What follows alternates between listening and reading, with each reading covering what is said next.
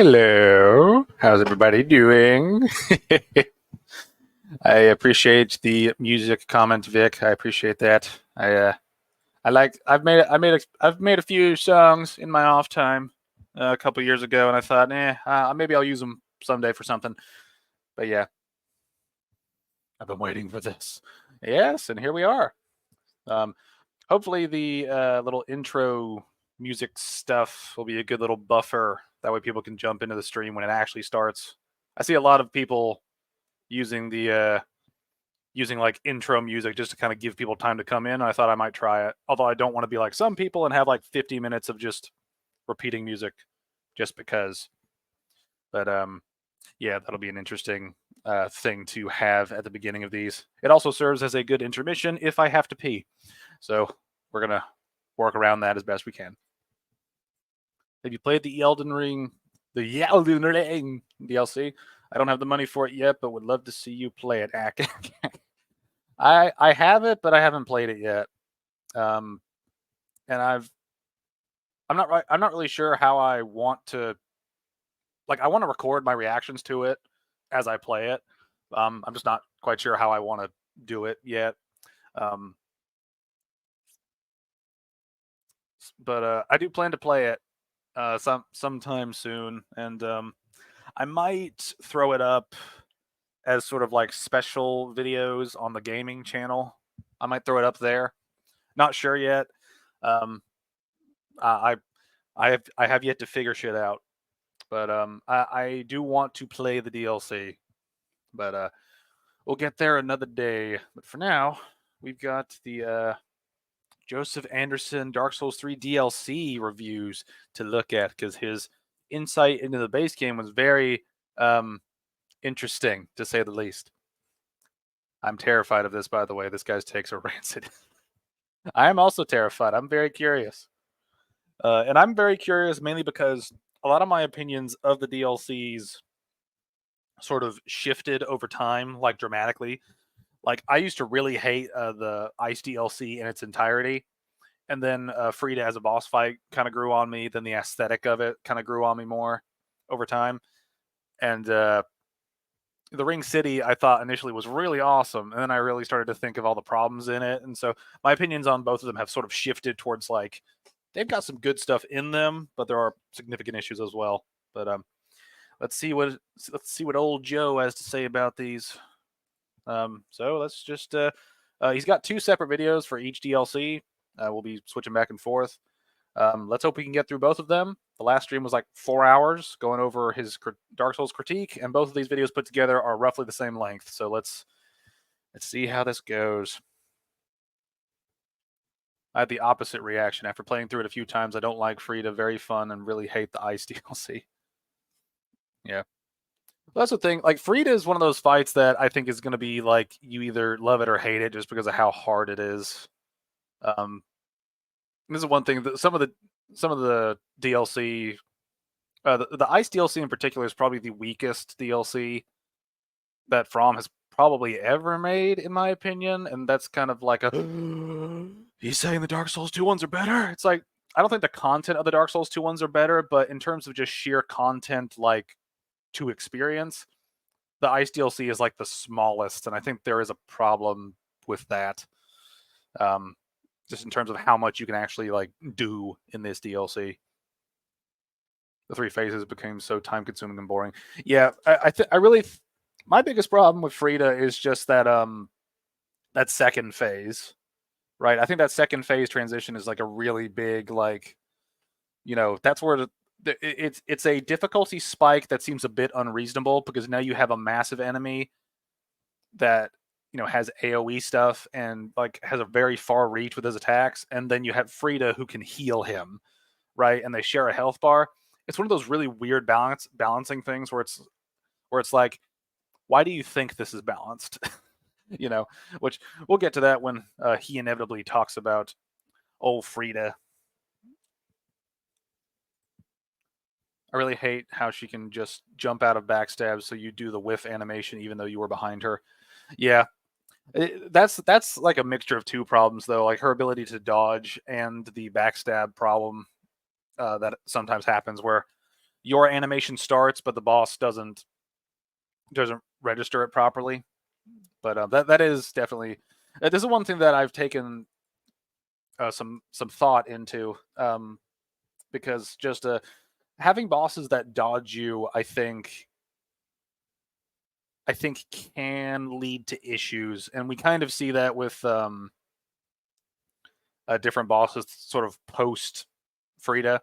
Because most bosses in the games up to this point, that aren't human, um, or aren't sort of like regular human NPCs, they tend to be a bit more like dodgy. Or most bosses in this series up till Frida don't really dodge that much. Like there might be a move that moves them physically, but it's not technically a dodge. Whereas she has an actual like dodge function, which I think is sort of fair given that she's very stun lockable. But again, it's one of those things where everything blending together is what ultimately matters. But anyway, we'll talk about that when we get into the video. But hello, Portsil. Hey, completely out of topic, but I just saw you make music. It's insane. You make everything by yourself. Yes. Yeah, my little Van Garris backstory. I went to college for a year, and I play guitar. So my mom got me this little amp thing that's basically an amp without speakers. So you can plug in headphones to it, and you can plug your guitar into it, and you plug it into like a computer, and then it all works. And I recorded some music with that while I was at college, instead of doing college things like studying. Yeah. Consequently, I dropped out of college. But yeah. So my mom just got me a cool little amp thing, and I recorded on it, and that's what I used to make the sort of intro, not the intro music to the stream, but the intermission music to the stream. I did that back in 2017, 16, something around there. It's been a while. But yeah, that's what I did to the music. I also happen to have a music channel if you would like to check it out. See a couple of other my creations. Anyway, I'm done plugging shit. So let's start this stream and see what we're doing. Let's see what we're in for. You should be a singer. Oh, you do not want to hear me sing. I thought about trying it and just doing every method in the book to make myself sound better, but I don't know. One day, I love music. Music is probably one things that I love more than video games. Maybe one day, but I don't want to rant about music right now. We got videos to react to. Also, port still, I appreciate it. All right, let's get into this mess. Hey guys, today we're going to be taking an in-depth look at the first piece of DLC for Dark Souls 3, Ashes of Ariandel. Before we start, I want to give a spoiler warning, not just for Ashes, but for all of the DLC packs for the previous Dark Souls games, including Bloodborne. Okay, so it's good that he's giving a little disclaimer. Thank you. I'm a big metalhead. Rock on. Anyway, let's keep going. You'll also likely get a lot more out of this video if you've watched some of my older ones on the series, especially my critique of Dark Souls 3. That's all of the boring disclaimer stuff done, so let's get started. All of the DLC that has been added to the Soulsborne games has functioned in the same way. It's a separate area that is disconnected from the world in the base game. It's an isolated bubble with its own levels to explore, bosses to defeat, and loot to find. It's one of those things where that description is accurate for all the DLCs, but it's so kind of it's one of those things that I feel like most DLC in video games, period, is that kind of stuff where it's just extra stuff that's disconnected. So I personally think it's a little weird to bring that up, but that is something that I think we could talk about in terms of like, should we bring this up, or should we only mention whenever it is connected and when it is like interestingly like woven into the actual game, as opposed to just being an entirely separate area that's just like through a portal or through a login screen or something. Oh yeah, we watched your Dark Souls 3 critique. Would not recommend for the faint of heart. Yeah, I'll say he did make some good points in the video. It's just there are a lot of things where he criticized a lot of the mechanical things without really realizing what he was showing. But Yeah, for anybody who wants to watch that, that was the previous stream. I have a stream archive channel. You can find it on the ESAS every Saturday a stream channel. I try to be organized, even though I have issues sometimes. Also, I just realized he's going to glaze the DS2 DLC, isn't he? Probably. He'll probably do that. That started with Dark Souls on PC didn't have to purchase this DLC separately, since the Artorias of the Abyss content was bundled in with the Prepare to Die release. In that game, you reach the DLC area by following a convoluted path that ended at a portal. In Dark Souls 2, shrines were added to the game that match each of the 3 DLC packs. These also teleported the player to a new location. Bloodborne was a bit more creative and used an item to cause a monster to teleport you to the DLC content in that game, the Old Hunters. I like how he gives Bloodborne the credit for this. And it's like, Dark Souls had like a very intricate way of getting to the DLCs too. It's like, yeah, it's a little more complicated than anything else, but like, it's just one of those things that's like, it's like he's giving unnecessary praise to Bloodborne that he didn't give to Dark Souls 1. Because like Dark Souls 1 thing makes a lot of sense when you get down to it. It's like, you talk to someone from Ulasil, you get a magic pendant, and then Manus grabs you and brings you into the DLC. This is just that whole process simplified to like 2 steps of like loot item, get grabbed, whereas the other one was a little bit more complicated. I find that to be a sort of a disingenuous compliment to Bloodborne when you could compliment the way Dark Souls 1 interwove it into different aspects of its design. Now, granted, Dark Souls 1 is still a hassle, right? And Bloodborne, I think, is a more efficient way to get people to the DLC. But still, it's a very sort of disingenuous look when comparing the games, at least in my opinion.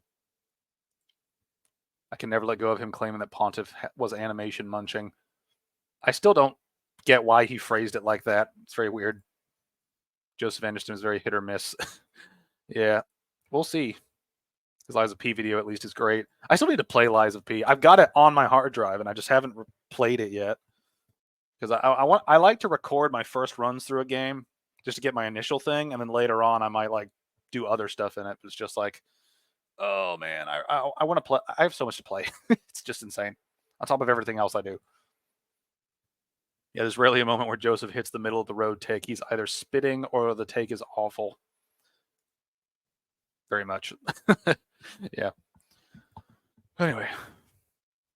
Dark Souls 3 continues this trend. It involves interacting with an NPC in the staging area of Cathedral of the Deep. After which you're teleported away and immediately given a checkpoint bonfire as a way for you to leave the area and return to the main game. So let's use this information to zoom in close on the biggest problem Ashes of Ariandel has. Oh, here we go. We got a big problem coming in. Also, I hope the game doesn't have ridiculous gank fights. We'll see. We'll see one day. Those will probably show up on the gaming channel at some point. I'm just not sure when I'm actually going to play it yet. I'm going to try, though. I will. Oh, God, yeah, you literally access the DLC via a Gale who has his ass tooted up in the air. Yeah. Gale's one of the most interesting NPCs in the game, and also the weirdest just because of all his moaning. Like, his moaning is very off-putting sometimes. Fire, fire.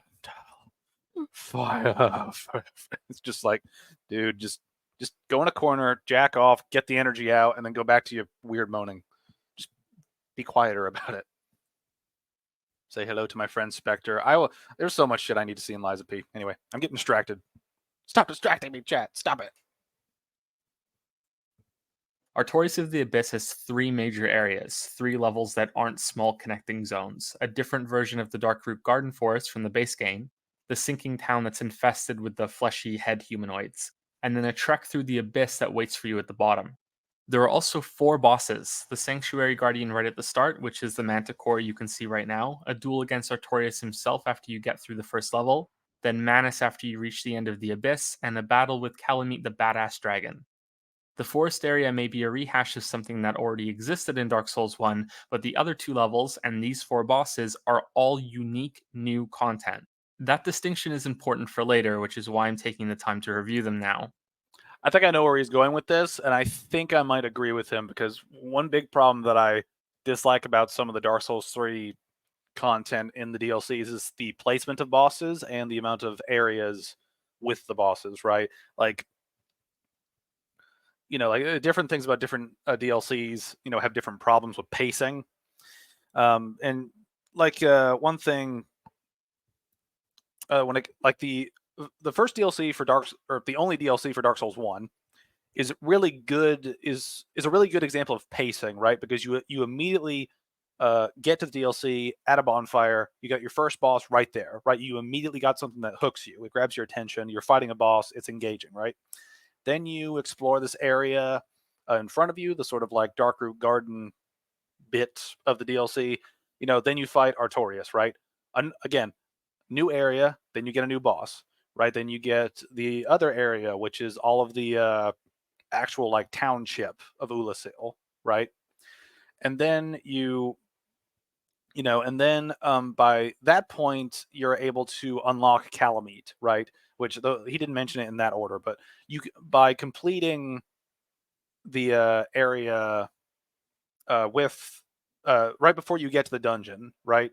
You get the key that lets you talk to Go, that lets you interact with Calamite and fight him, right? So you technically have, the optional boss of the DLC available after that area, right? And then at the end of the Abyss area, you get Manus, right? So, you start off with a boss, then you get an area, then you get another boss, then you get an area, then you technically get another boss available, and then you get another area, and then you get a boss to cap it all off. It's very well balanced in terms of the overarching experience.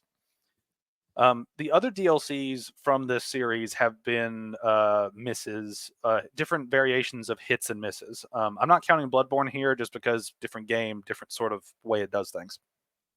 But I do think Bloodborne does have a good balancing overall. I'm just sticking to Dark Souls because we're talking about Dark Souls 3 specifically in this video. But one thing that I think is a problem in later DLCs is that they tend to overload bosses at specific points, right? And that's a problem. Like when you look at the sunken, I keep wanting to say sunken temple. I'm thinking of World of Warcraft for some reason. When you get to the what's that? The Poison DLC Dark Souls 2. The name is eluding me right now. But when you get there, you have, you open up, you go through this stuff, right? But to get to the 3 bosses, you basically have to do a loop around to get to the gank boss, right? And then you have to get to the end of the DLC to fight the next 2 bosses, right? And the next 2 bosses are right after each other. Like you fight Alana, there's a bonfire, then there's Sin, right? There's no spacing there, And like personally, what I would have done in that situation is take Alana, have her be sort of the lord of the temple where Sin was, and have her be at the top. You fight her, then you go down through the temple, and then you fight Sin, right? That way you're not getting the boss after the boss, you're not getting a boss after a boss, right? And you can space it out a little bit more. And this is one thing. The Dark Souls 3 DLC specifically, the Ring City has the biggest problem with this because you go through the first area, where everything's collapsing and sort of the end times shit. I forget the name of the Drag Heap. Yeah, you go through the Drag Heap, right? It caps off with the Demon Prince, right? And okay, you got an area, then you got a boss. Okay, it's good so far. Then you basically get the entire Ringed City. And then at the end, you get the ability to fight Midir, Half-Light, and then after Half-Light is Gale, right? Like, so most of the bosses are locked towards the end of the DLC, which I don't think is a good thing for balancing or a good thing for just progression sake. Like imagine if if you played a Dark Souls game like this and you had a boss at the beginning, then you had 6 different levels, and then you had 5 bosses in a row, right? It's like that is not balancing at all. You got this huge boring bit in the middle. Yeah, that might be interesting encounters and areas to explore, but you don't get a boss, right? And the bosses are always the highlight of these games, right? Or at least one of the highlights, right? And so to not space them out appropriately can lead to issues in terms of pacing. But this is one thing I need to get back to chat because I just ranted for like 5 minutes. I hate when the Souls characters moan, man. I gotta skip through the dialogue out of principle. Yes, it gets very weird. Spectre is great, Portzil. I need to use him more. I need to figure out what you guys are talking about. I need to play games. I just need to play games. I still haven't played Sekiro and the DS1 DLC. Well, I mean, they are both available on various platforms, so you don't have to worry about exclusivity. I would recommend the Dark Souls 1 DLC before Sekiro, though, just because Sekiro has been tough on PC because the controls are not mapped correctly whatsoever. Oh yeah, the bosses are placed so far apart. After Demon Princes, you don't touch another boss for so damn long. Yeah. Well, I mean, the way I look at it is yeah, you do get slammed with them at the end. But yeah, the way I look at sort of boss placement in the game, not the boss fights, but where the bosses are placed, is I view them as sort of action scenes in a movie. You know, like if you have a movie that has an action scene at the very beginning and then has an action scene at the very end, and it's 2 hours long, and you've got like an hour and a half in the middle where just nothing exciting happens, I think you've made a bad choice of pacing, right?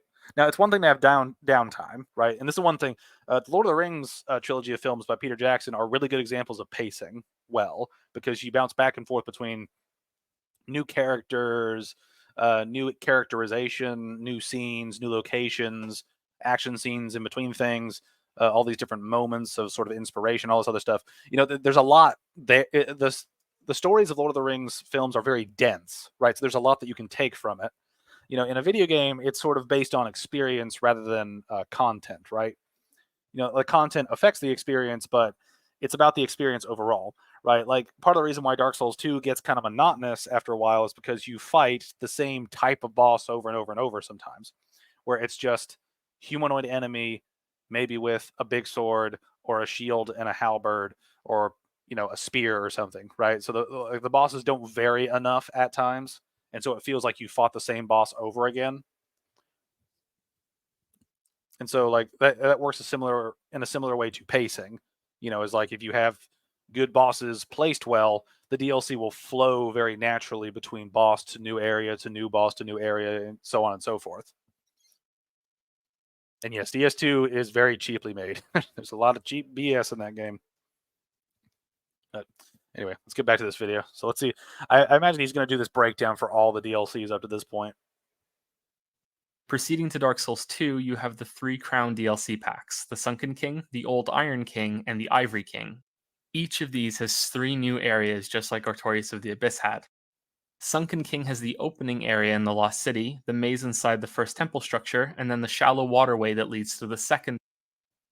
I mean, this is one thing. Like his description of that shallow waterway being an area is such a stretch. Like that waterway is so tiny by comparison to anything else, right? Like the temple and the sort of township beforehand, those are actual areas, right? Like there's a lot of different pathways and shit.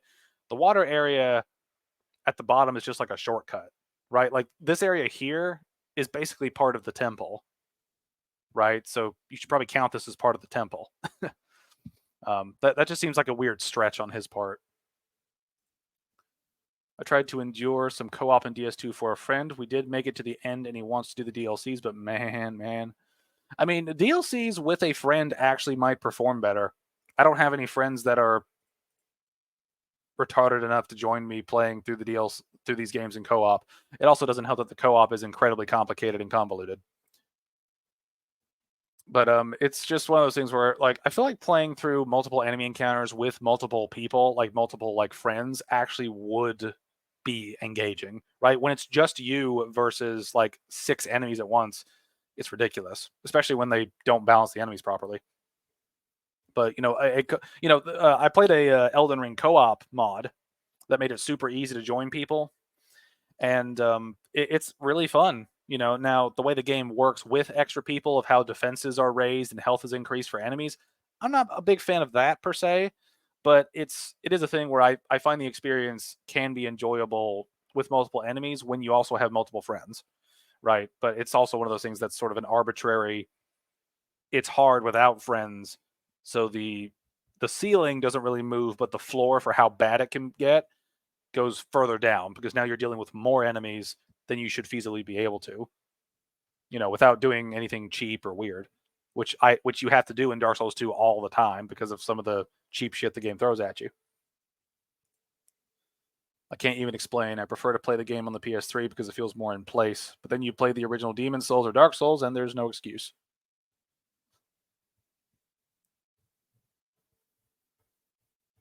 Yeah, let's see. Did they use a completely different engine? I'm not sure. I don't think they used a different engine for Dark Souls 2. At least I assume you're talking about Dark Souls 2. But I don't know. I think they did because there's an obvious engine difference by the time you get to Dark Souls 3. Like Bloodborne and Dark Souls 3 seem to have a similar engine. Or maybe it's a hardware difference because of the next generation of consoles, but I'm not sure exactly when they made switches to different engines. I just know that they did, and it's very obvious in terms of the way things look sometimes. Port Souls frames were dropping in lower blight. Yeah.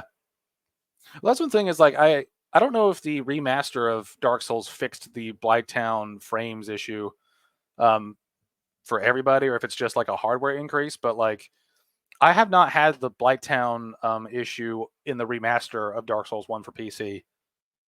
And then again, it might just be a PC difference. But like, I don't know. I do know. I have heard a lot about the Blighttown frame dropping when you like go down there.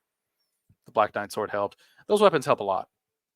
Feels so absurdly different to play DS2. I mean, yeah, it's sort of fundamentally different from the ground up. Like this is one reason why I bring up that Dark Souls 2 is more of a Demon Souls sequel than a Dark Souls sequel, because there's so much in the game that functions like stuff in Demon Souls. And if you play Dark Souls 2 like you would Demon Souls, it can largely work the same.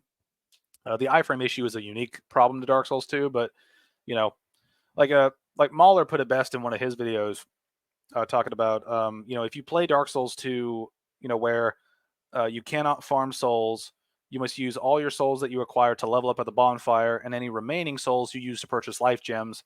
If you do that and take the game carefully, and cautiously, you will have a hard time dying in the game, except to extreme circumstances, right? And that's kind of the problem with Dark Souls 2 is that once you have life gems, which you can get after the first area, right? Some could say even after the first boss, technically. Like after that, you're basically good until you get to like the really cheap shit in the game. You know, I remember playing it on Xbox and it was awful. Everything is so choppy. It is. It is. Anyway, let's get back to his point about the about this DLC. In the Lost City, the maze inside the first temple structure, and then the shallow waterway that leads to the second temple at the end. Old Iron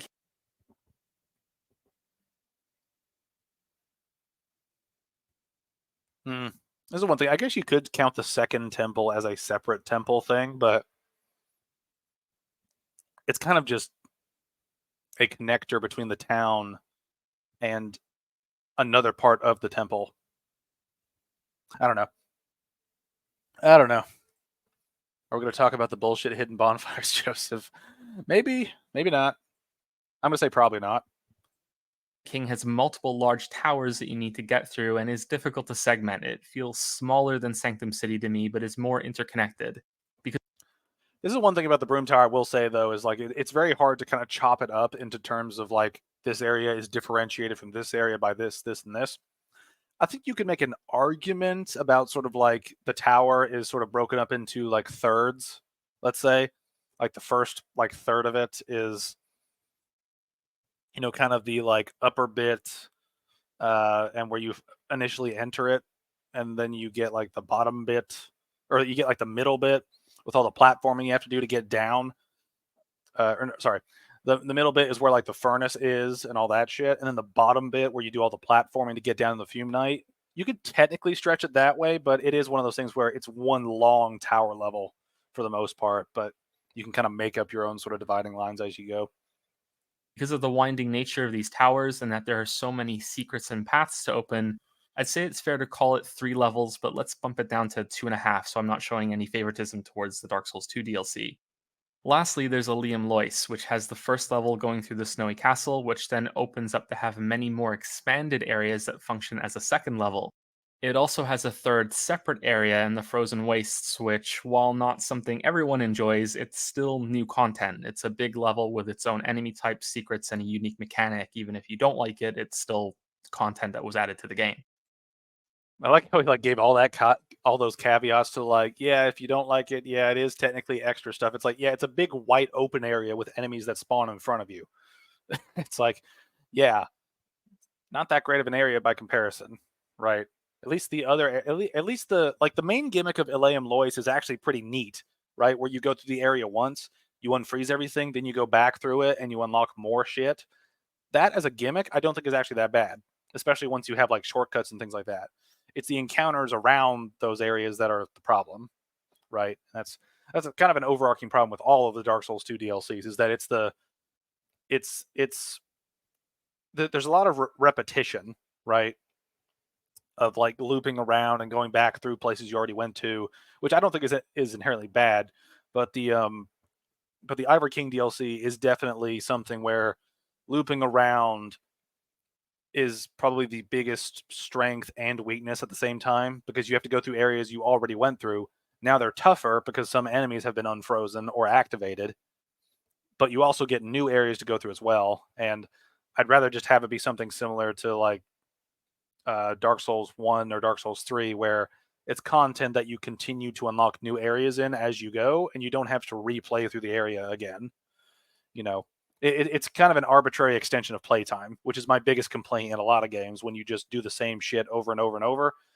But now you do it more often. It's still content, yeah, but I don't know if unfun, grindy content should be shown that same respect. Yeah, I mean, if you want to stretch it, bonfire aesthetics lead to extra content. That doesn't mean it's not grindy or boring or repetitive. And also just like calling that area an actual worthwhile area in the frozen wastelands of Ilium Lois is such a like that is the most generous you could be to that area. Calling it like an area with actual like content worth talking about. It's like a couple like there's like a couple different enemies there, a bunch of demonic reindeer, and then you get a boss that's a rip off of a previous one, but now it's doubled, so it's even extra harder. It's like there's not much there, you know. No, like here's one thing: people would not have such a problem with the dual cat boss if this area didn't exist and you just dropped like into like an area with a bonfire right next to the boss arena. Right? You would shave players' time. You would save players' time so much if they did that. If they did just a quick change, because the area doesn't really have anything to it. It's not like there's a lot of interesting items there, a lot of interesting enemies. It's just a bunch of demon reindeer, occasionally a humanoid, and then like a building or two to help guide your walk through the area. It's not all that deep in terms of what's actually there. But anyway, we're talking about Dark Souls 3. I keep ranting about other shit. For the bosses, we see some less favorable comparisons to Artorias of the Abyss. Each crown pack has 3 big battles, but only 2 of each should be considered new. In Sunken King, you have a Only 2 of them could be considered new? I wonder what he means by this. Big battles, but only 2 of each should be considered new. In Sunken King, you have Alana at the bottom of the second temple, and then a fight against Sin the Dragon right afterward, but the third fight is just a trio of standard NPCs. It's recycled stuff, not new content like the other fights. Mm-hmm. In Old Iron King, you have Sir Alon in the hidden part of the tower, and Fume Knight waiting for you at the bottom as the final boss, while the third fight is a rematch against Smelter Demon, only this time he's blue instead of red and magic instead of fire. Ivory King has the quickest turnaround time for reusing a concept since it makes you fight the first boss twice, sort of.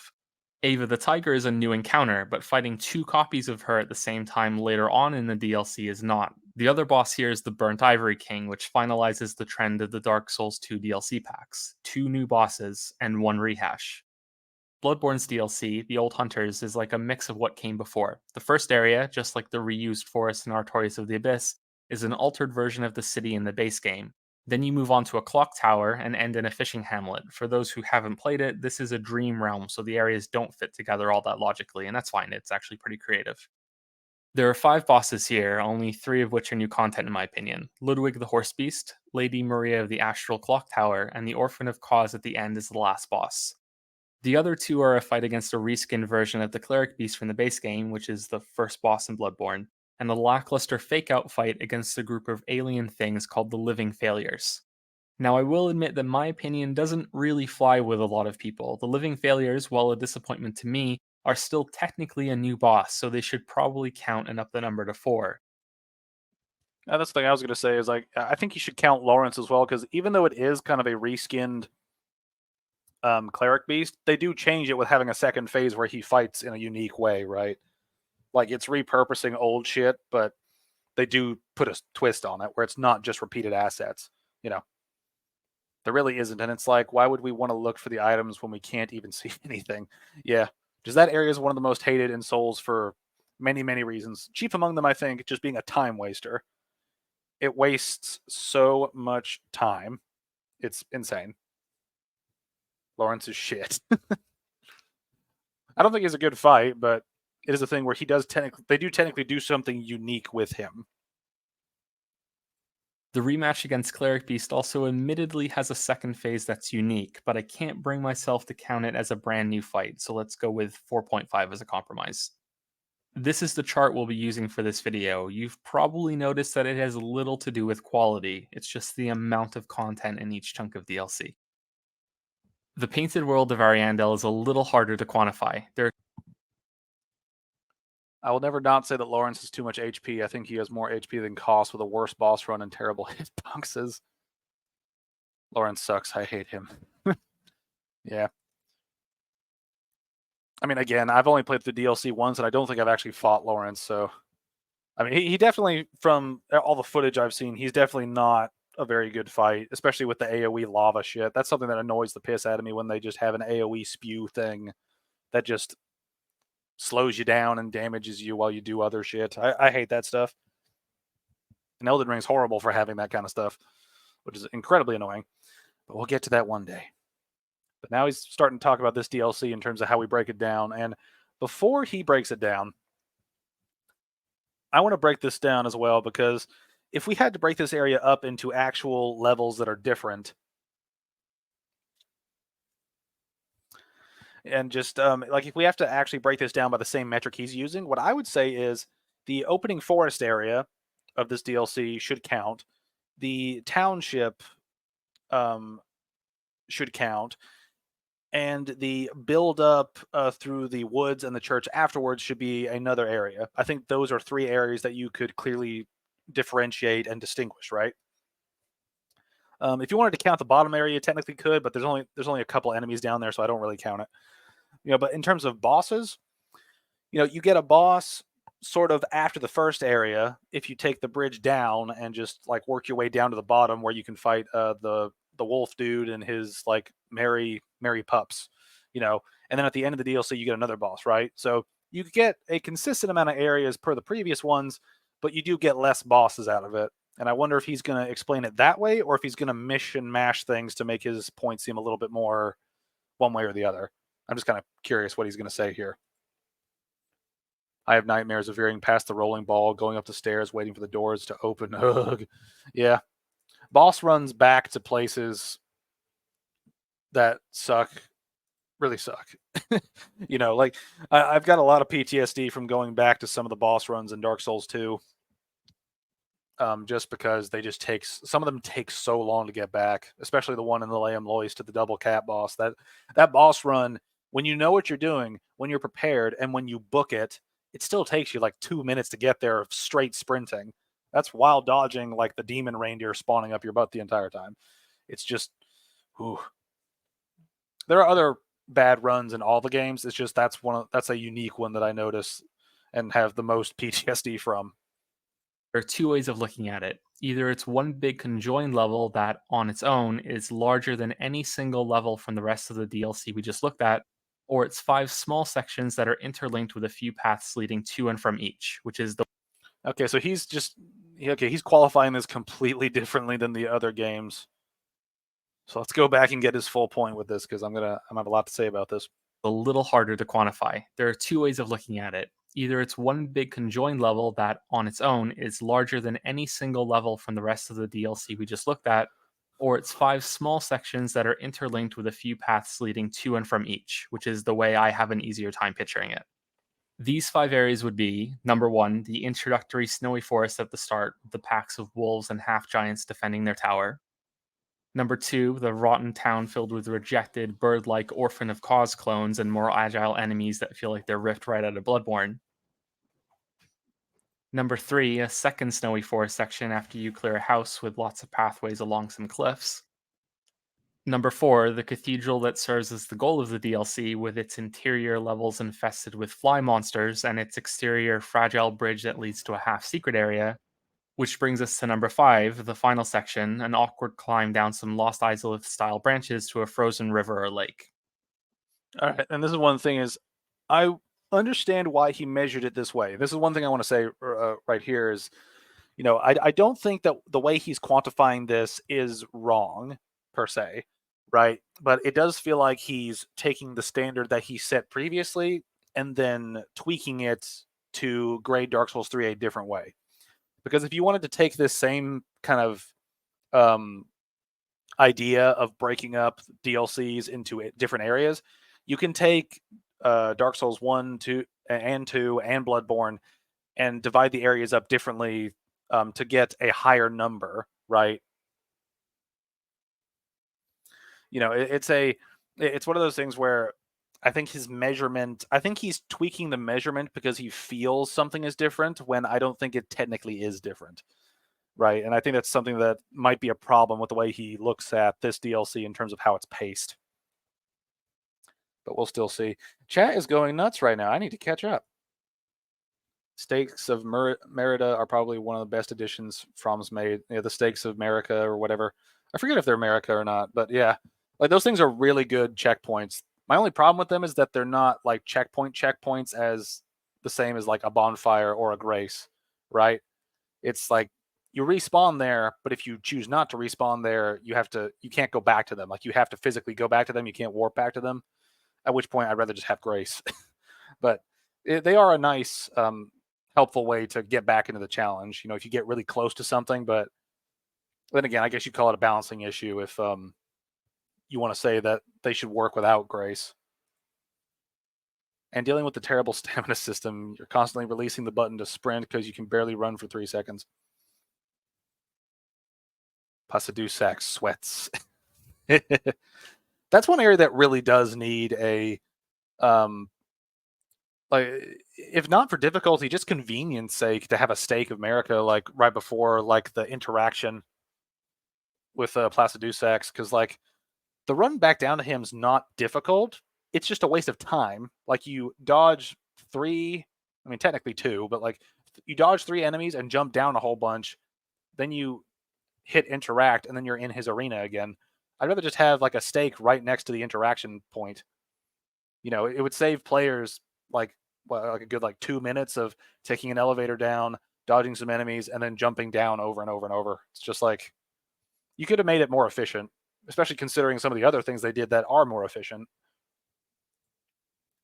Souls games and Souls likes, please stop doing these segments. You are not a platformer. Stop trying to be one. I think it depends on the game, personally. Like, I think that dropping down is something that's not ideal, but it's good enough given the mechanics of the games at the time. But they should definitely not try to be platformers when they don't have that good of platforming to begin with.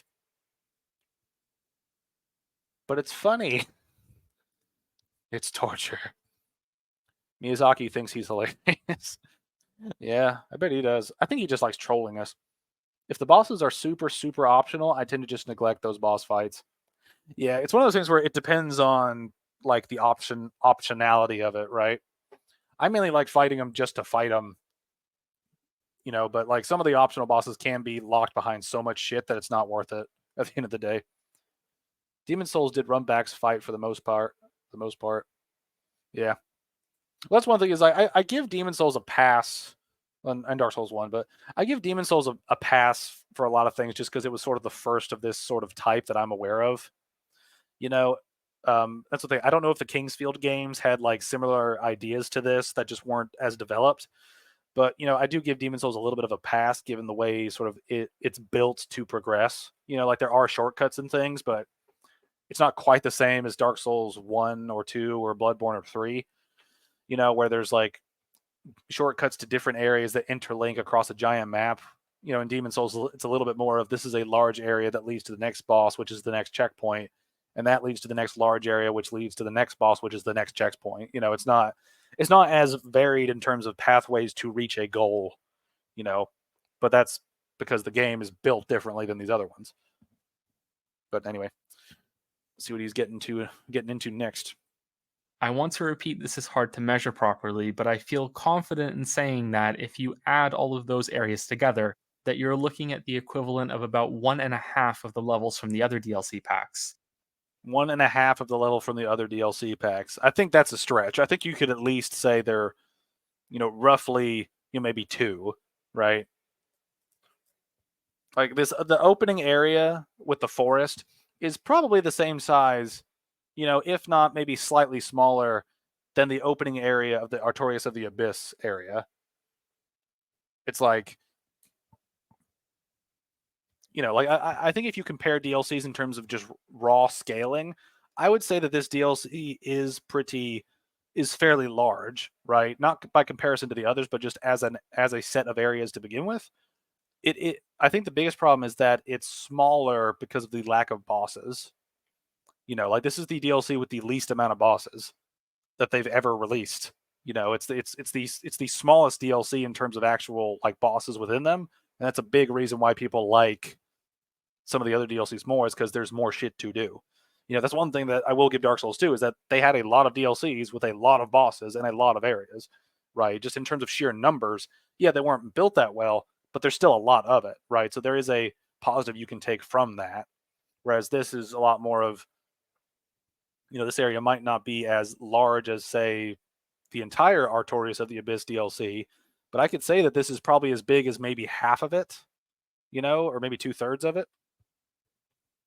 And we could even stretch it if we had like an actual game like code person who could break down exactly like how many steps it would take to reach each like major point in this DLC. But I don't know. It's just one of those things where like I feel like he's stretching this to make this feel smaller because it feels smaller because there are less bosses. I feel like that's where he's going with this, and that's going to be a problem in terms of reacting to this. What's your personal Souls game ranking? I think it's too complicated for me. I think Dark Souls 2 is at the bottom in terms of like if we're just sticking strictly with Souls games, so no Demon Souls, no Elden Ring, or no Bloodborne, no Elden Ring, no Sekiro, just Dark Souls and Demon Souls. I'd probably put, if I had to do a really quick run of it, I'd probably do Dark Souls 3 at the top just because it's mechanically more refined. I enjoy more aspects of 1, but if I were to replay 1 now, I'd probably pick 3 just because it's faster and there's more variety in it. But it's like Dark Souls 3 and 1 are up there for me. Like I really enjoy replaying them. I just don't like some of the restrictions or the way that they're designed, depending on each one. Then probably Demon Souls next, and then Dark Souls 2. But given that, I do actually like playing Dark Souls 2 a lot. Like I don't hate it like many other Souls players do. Like if I go through and want to replay the trilogy, I will replay the trilogy and have fun in all 3 of them. I don't hate Dark Souls 2. It's just Dark Souls 2 has the most problems out of all of them. Let's see. Sheep's ranking is least favorite to most favorite. Dark Souls 2, Bloodborne, Dark Souls 1, Elden Ring, Dark Souls 3, Sekiro. That's the thing. I still have to play Sekiro. That's like the one game in this catalog I've missed that I need to like figure out how to play. It's just the PC port for it is really bad. Like just the controls are in and like Xbox controls, and it's not easy to find out which controls do what. It also doesn't help when the pop-ups are in a different control scheme you're not used to. Like Dark Souls 2 I could get used to because it's sort of an extension of stuff. Like there's a comparable function, right? Like playing Dark Souls 1 on PC, the remaster, gives you PC controls. Dark Souls 2, you can remap your buttons to basically be the same as the Dark Souls remaster. So you intuitively have that sort of muscle memory built in, right? For Sekiro, almost everything's new besides movement. So I have no idea how to like map anything to controls and which things do what. It's just a bad port, and I hate that because I know a lot of people really like the game. Sekiro is quite hard. To spare yourself a headache, make sure you look up headless ape skip. I've heard the headless ape is yeah, I've heard of the headless ape. But anyway, let's get back to what he's talking about. I keep ranting about random shit. These areas really aren't all that large, even accounting for how open some of them are. If we were to be generous, I would say that it's maybe 2 levels worth of stuff, but I think that generosity would be borderline charitable to excuse a lack of content. To excuse a lack of content.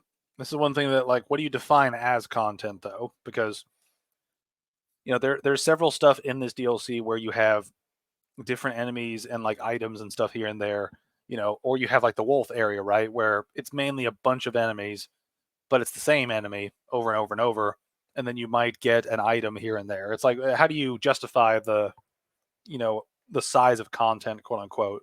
You know, because is it about content worth reaching, or is it about different items, or is it a mixture of that along with enemy encounters, numbers of enemies, the difficulty of enemies? You know, like I feel like we should talk about how he qualifies this stuff more often. It's a trash duo boss, unfortunately, where two enemies are sticking to each other like glue, making your openings very unintuitive to grab. Yeah, that's the thing. Sekiro is just so different from the Souls games that I just kind of gave up on it for a while. I'd like to go back, but it's so different that I kind of don't want to play it just because of how different it is. You know, I don't mind the game doing different shit, but it's so different from what I'm used to, and the difficulty ceiling I have heard is sort of abnormally high for that game in particular that I've just kind of, you know, just ignored it, you know, largely just because I don't really want to play it because of how awkward it is for me to play it. I haven't finished Elden Ring yet, also DS2, but fuck it. From least favorite to most favorite, my list would be DS2, Dark Souls 1/3, Bloodborne, Demon Souls.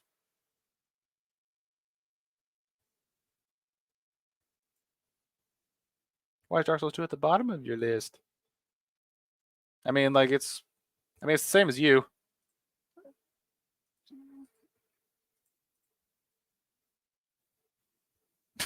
Anyway, let's get back to this video. I keep getting distracted. I'm sorry. Unfortunately, the bosses in Ashes reinforce this idea of 1.5 because there are only 2, and one of them is kind of a rehash. One of them is kind of a rehash. What do you mean? In this frozen arena, you start fighting an NPC gladiator and are then ambushed by a wolf, another wolf in Dark Souls, which you can also fight at least 2 times before this earlier in the DLC. It feels like a regular enemy in those fights. It still feels like a regular enemy in this one. No, it doesn't, because it's not a regular enemy. It scales up during this fight. It has a second phase. This is very clearly a boss version of the thing you fought previously, and it comes in with reduced health if you defeat it at each encounter prior.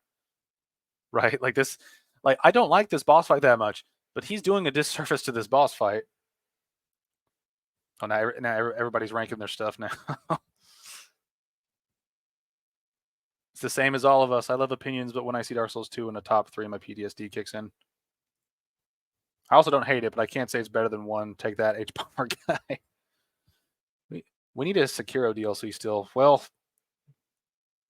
at this point, doesn't look like it's going to happen. Did Sekiro sell well? I think it made a profit, but I don't think it sold very well comparative to the other games. Because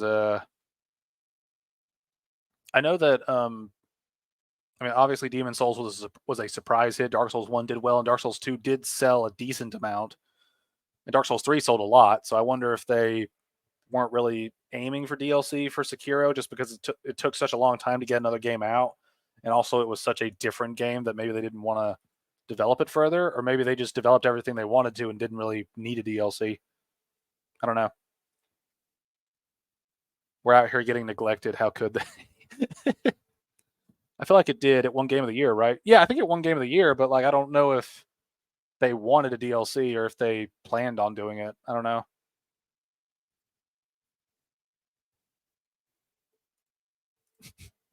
Anyway, back to Joseph Anderson misrepresenting this boss.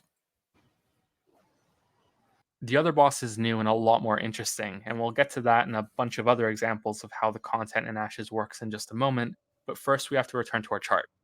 We can add 1.5 areas and bosses to the list, which I think will make my point for most of you watching. For those who aren't as familiar with the series or might have forgotten the last column of relevant information, let's add that now.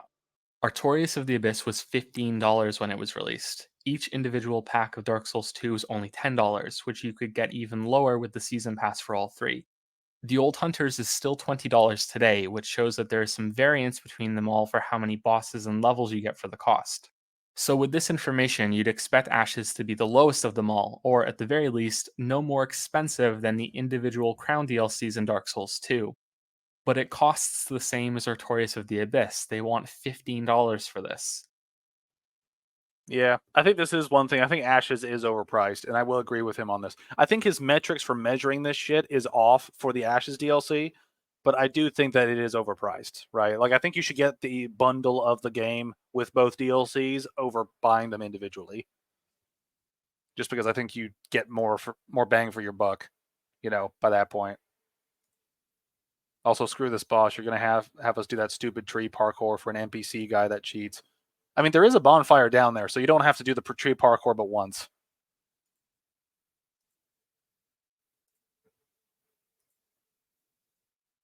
I don't say cheats loosely either. He quite literally cheats by having jump attacks with iframes, and his shield guard is like a great shield. Yeah, his shield guard does not make sense for the size of it. Like, it looks like a parry shield, but it functions with way more block than should be given. It's very off.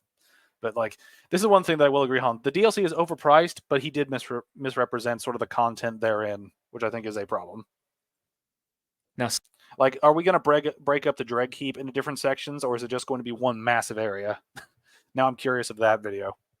some people don't like it when I discuss the price of games in my videos. When I'm doing a critique, I can understand where they're coming from, even if I don't agree. But when it's a review, the price is very important. In this case, it's hard to ignore how little you're getting for the entry fee, which is made even worse if you make an additional comparison for price to content in the base game of Dark Souls 3. There's so little here that even if it was fantastic and a huge bump in quality, it would still be difficult to recommend. Not impossible, just difficult. But that isn't the case. Only one boss is really good, and the 5 areas don't introduce much that's new or exciting. It's not bad by any means. In fact, I kind of enjoyed it. So if you're a diehard fan and money is no obstacle to you, then I guess it's not so difficult to suggest playing it after all. Now, this is one thing is, like, this DLC I think is overpriced given the content, but given that, I do think that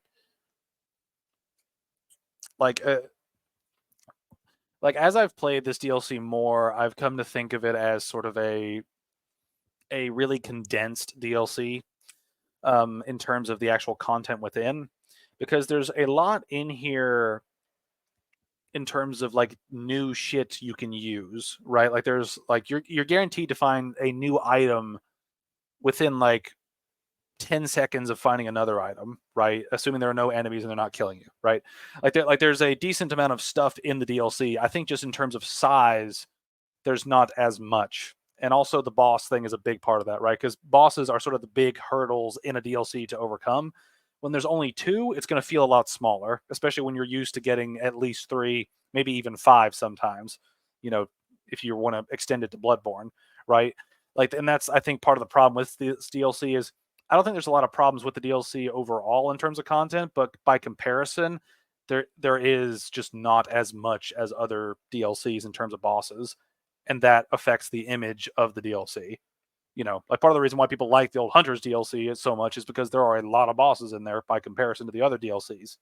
There's 5 bosses in there. Even if one of them is like annoying and the other is kind of gimmicky but not that great, you still got 3 good bosses being, Ludwig, Maria, and the Orphan, right? Like, you still get a decent amount of good bosses, and this is one of those things where I think the free to fight is probably the hardest in this game, including the DLC. I think that's debatable depending on how you fight certain enemies, but like, I don't think the DLC is predicated on just her, right? Like, I think it should have been meatier, maybe had another boss in here. But I do think it feels smaller because of the lack of bosses. Whereas the area to area thing, I think, is not true. Right? I think there's a decent amount of stuff in here. It's just the lack of bosses makes it feel smaller.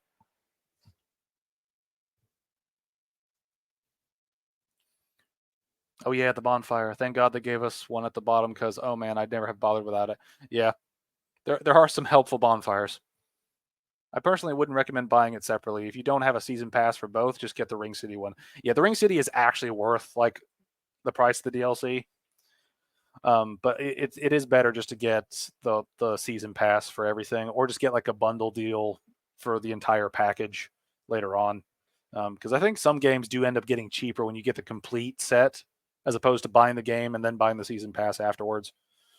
But I have to do some number crunching for that for this game specifically. But here we are. For everyone else, well, the best way I can describe Ashes is to imagine the painted world from Dark Souls 1 or Cainhurst Castle from Bloodborne. Now tack on 2 small pocket zones somewhere in those levels at the bottom or side content or something, and put a recycled lazy boss in them. That's what Ashes is.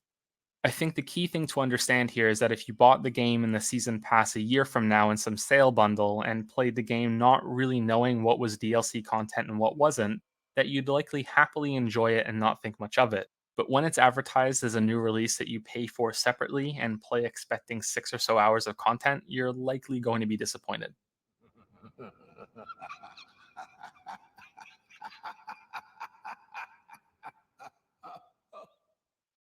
Let's get to an appraisal of Ashes in that way then. Ignore. Okay, so this one thing is I understand where he's coming from with this, but I think he's also misrepresenting how much is actually in the DLC, right? Like, again, this DLC has one good boss in it. But given that, there's still extra stuff in here. Again, I think this comes back to a lack of bosses, because the bosses are usually the highlights of these games, right? You know, like a good 50% chunk of the discussion of these games, are the bosses, right? And I think because this DLC has less bosses, that is part of the problem with the perception, but also the idea of the lack of content, you know.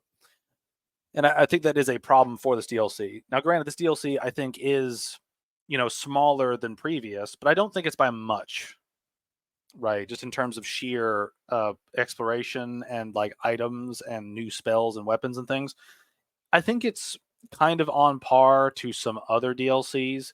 Not the best. Like, this is obviously not the best DLC that From has made for any of their games, but I still think it's a decent enough DLC. Now, decent enough is like, well, how do you qualify that?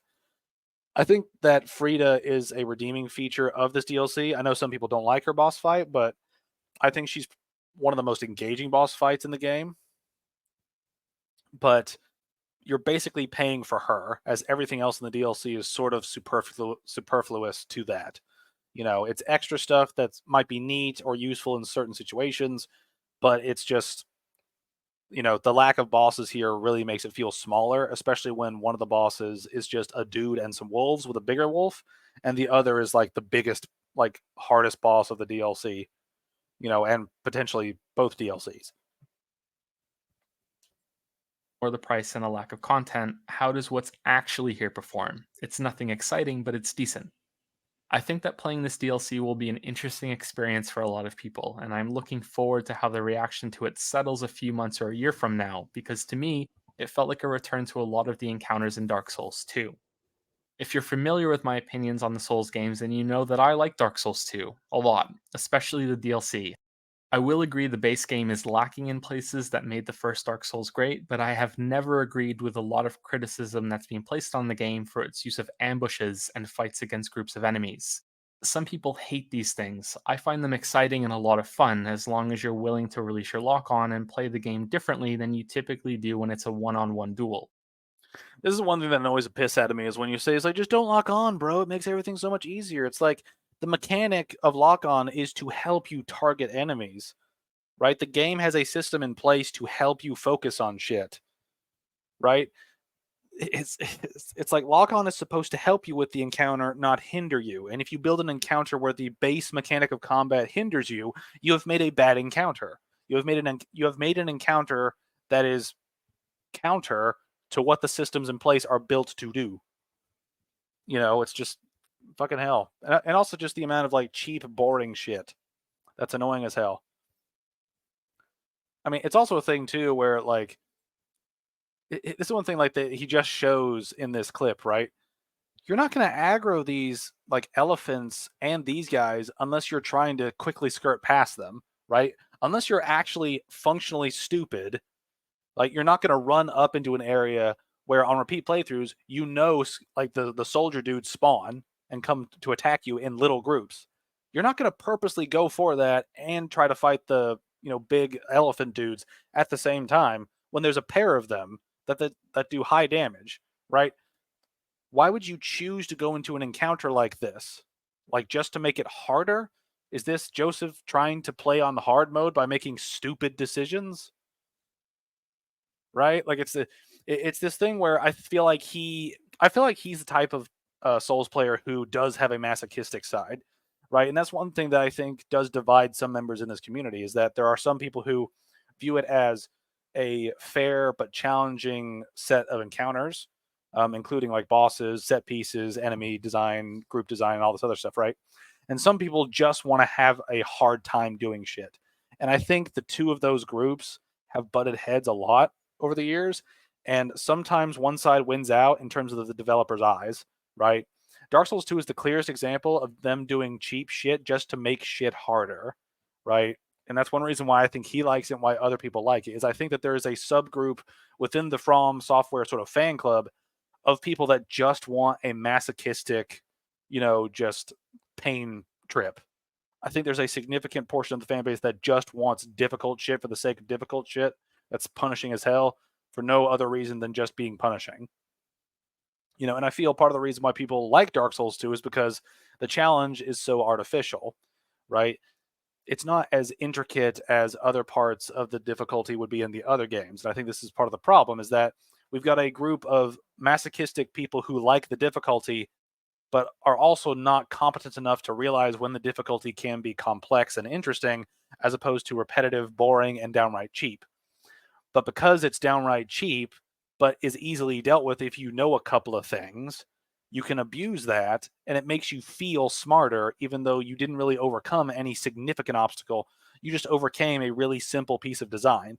And this is one reason why I have fun with Dark Souls 2 is because I have experienced this, where I thought about it for a while. It's like, this game is harder until you know certain things. Then it's a cakewalk and it makes you feel good because you're taking the game that is quote unquote hard and kicking its ass. I think a lot of the people that love Dark Souls 2 as the best, that like the fact that it kills you so often, I think have those masochistic tendencies on one hand, and on the other, I think they really think that they have overcome the greatest challenge in the series when Dark Souls 2 is not that hard by comparison once you know a couple of things, right? And I think that's the biggest divide between people that like Dark Souls 2 as the best versus like any of the other ones for the best. And I know that's a random Dark Souls 2 rant in this, but like I think that's a significant problem with talking about this series and talking about this game in relation to the others, and vice versa. Just there is a group of people that fundamentally think this is the hardest and best game, and they tie those two things together when you can easily work around a lot of problems, even though the game doesn't tell you how to deal with shit. Right? There's a lot of first time shit that you're going to deal with in each game. Dark Souls 2 has the highest drop off from first time shit to second playthrough shit. And I think that's the biggest indicator of how the difficulty maintains over repeat playthroughs. Like Dark Souls 2 will kill you with a bunch of different BS on your first run. Your second time around, you're not going to be fooled by that shit. So the difficulty drastically drops, right? Especially when hey, there's an ambush of like 6 dudes coming. Hey, there's several enemies that spawn from this point. Hey, there's a guy that's going to backstab me that after I loot a chest, right? Like when you know that shit's coming, the difficulty is drastically reduced. Unlike in the other games, where if you know something's coming or there's are certain encounters to be had, you know where they are, you know what's going on, but you also know they're going to be difficult no matter what because you can't cheese them the same way you could in Dark Souls 2. Either through like poison abuse or just smacking at the horde and backing away over and over and over. The combat is not so simple in the other games, whereas Dark Souls 2 it tends to devolve into swipe a couple times, roll away, repeat. The other games actually have some modicum of strategy to them, especially when it comes to like ambushes and things like that. Dark Souls 2 has so many cheap ambushes that you can bait out on your second playthrough that the difficulty diminishes because of that. And that's one reason why I think people love it so much, is because they think they overcame something so monumentally difficult when they didn't. They just overcame a really easy to deal with ambush that they didn't know was there the first time, but now they do. So now they think they're smarter. They think they're better, right? And I think that's part of the problem with Dark Souls 2 just as a game in terms of judging the difficulty compared to the other series. And this is something that I think he's bringing up here as a reference point to how Dark Souls 3 DLC feels by comparison, right? And I think this is one thing that does kind of make people reconsider how you balance things in different games. It's just like, fuck, we need to get the community needs to get on the same damn page, because we argue about this shit over and over and over, and it's really obnoxious whenever you have just this group of people that just assume things that are great when we can functionally prove that it's not, right? We can functionally prove that it's cheap, lazy, and not deep at all. It's just annoying. Anyway, I'm sorry. To release your lock on and play the game differently than you typically do when it's a one-on-one duel. Ashes is all about ambushes, fighting groups of enemies, and juggling multiple threats at once. It's a decent step up in difficulty from the base game in Dark Souls 3, and is present in all 5 of those areas that I went through earlier, and both of those bosses. I view the DLC as training for those fights. You have pack after pack of enemies that test your ability to track more than one threat, and to position yourself to deal with more than one combatant at a time. Right at the start, you encounter this idea, a group of humanoid enemies in the snow. Some of them are melee guys, others throw spears at you. This is the bread and butter of Ashes. Learn how to move around or between multiple enemies that close in on you, but also remember that there will be ranged attacks that you need to dodge. Unlock your camera, try to keep track of it all. Dodge or block when you have to. Good stuff in my opinion. I love having more than one thing to manage, and with ranged attacks in this arrangement and lots of room to move around, there's little danger of it becoming unfair by having attacks layer over each other in unavoidable patterns. I like how he's talking about how this is a good encounter when he's just slowly rotating around a group of enemies, swiping at the horde, and then repeating that. The strategies to deal with this are so fucking monotonous, repetitive, and boring. That's why we don't like them, right? That's why they're annoying as fuck to deal with. Oh. Hey man, I love your long form videos about Souls, but can you maybe consider using the word spam less in the next ones? I don't know what you mean. Are you talking about that I just talk a lot? Because that's going to happen. Like, I need a little more context for what you mean. Also, I love how he says he loves ambushes, but in that DS2 clip, he has clearly rushed through to open the doors rather than play patiently. Yeah.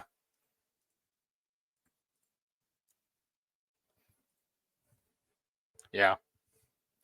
But again, it's like he's, it's that thing where these encounters devolve into a simple swipe at the horde and then back away and then repeat, and this happens a lot in this DLC, and that's one reason why a lot of people don't like it. Is because you get a bunch of wolves aggroing on you, so you do the same thing. You try to get them into a group, you spam them a lot, and then you, it's just it's the kind of encounters that don't work well with this system of play, and they don't lead to an interesting encounter when you do essentially the same thing.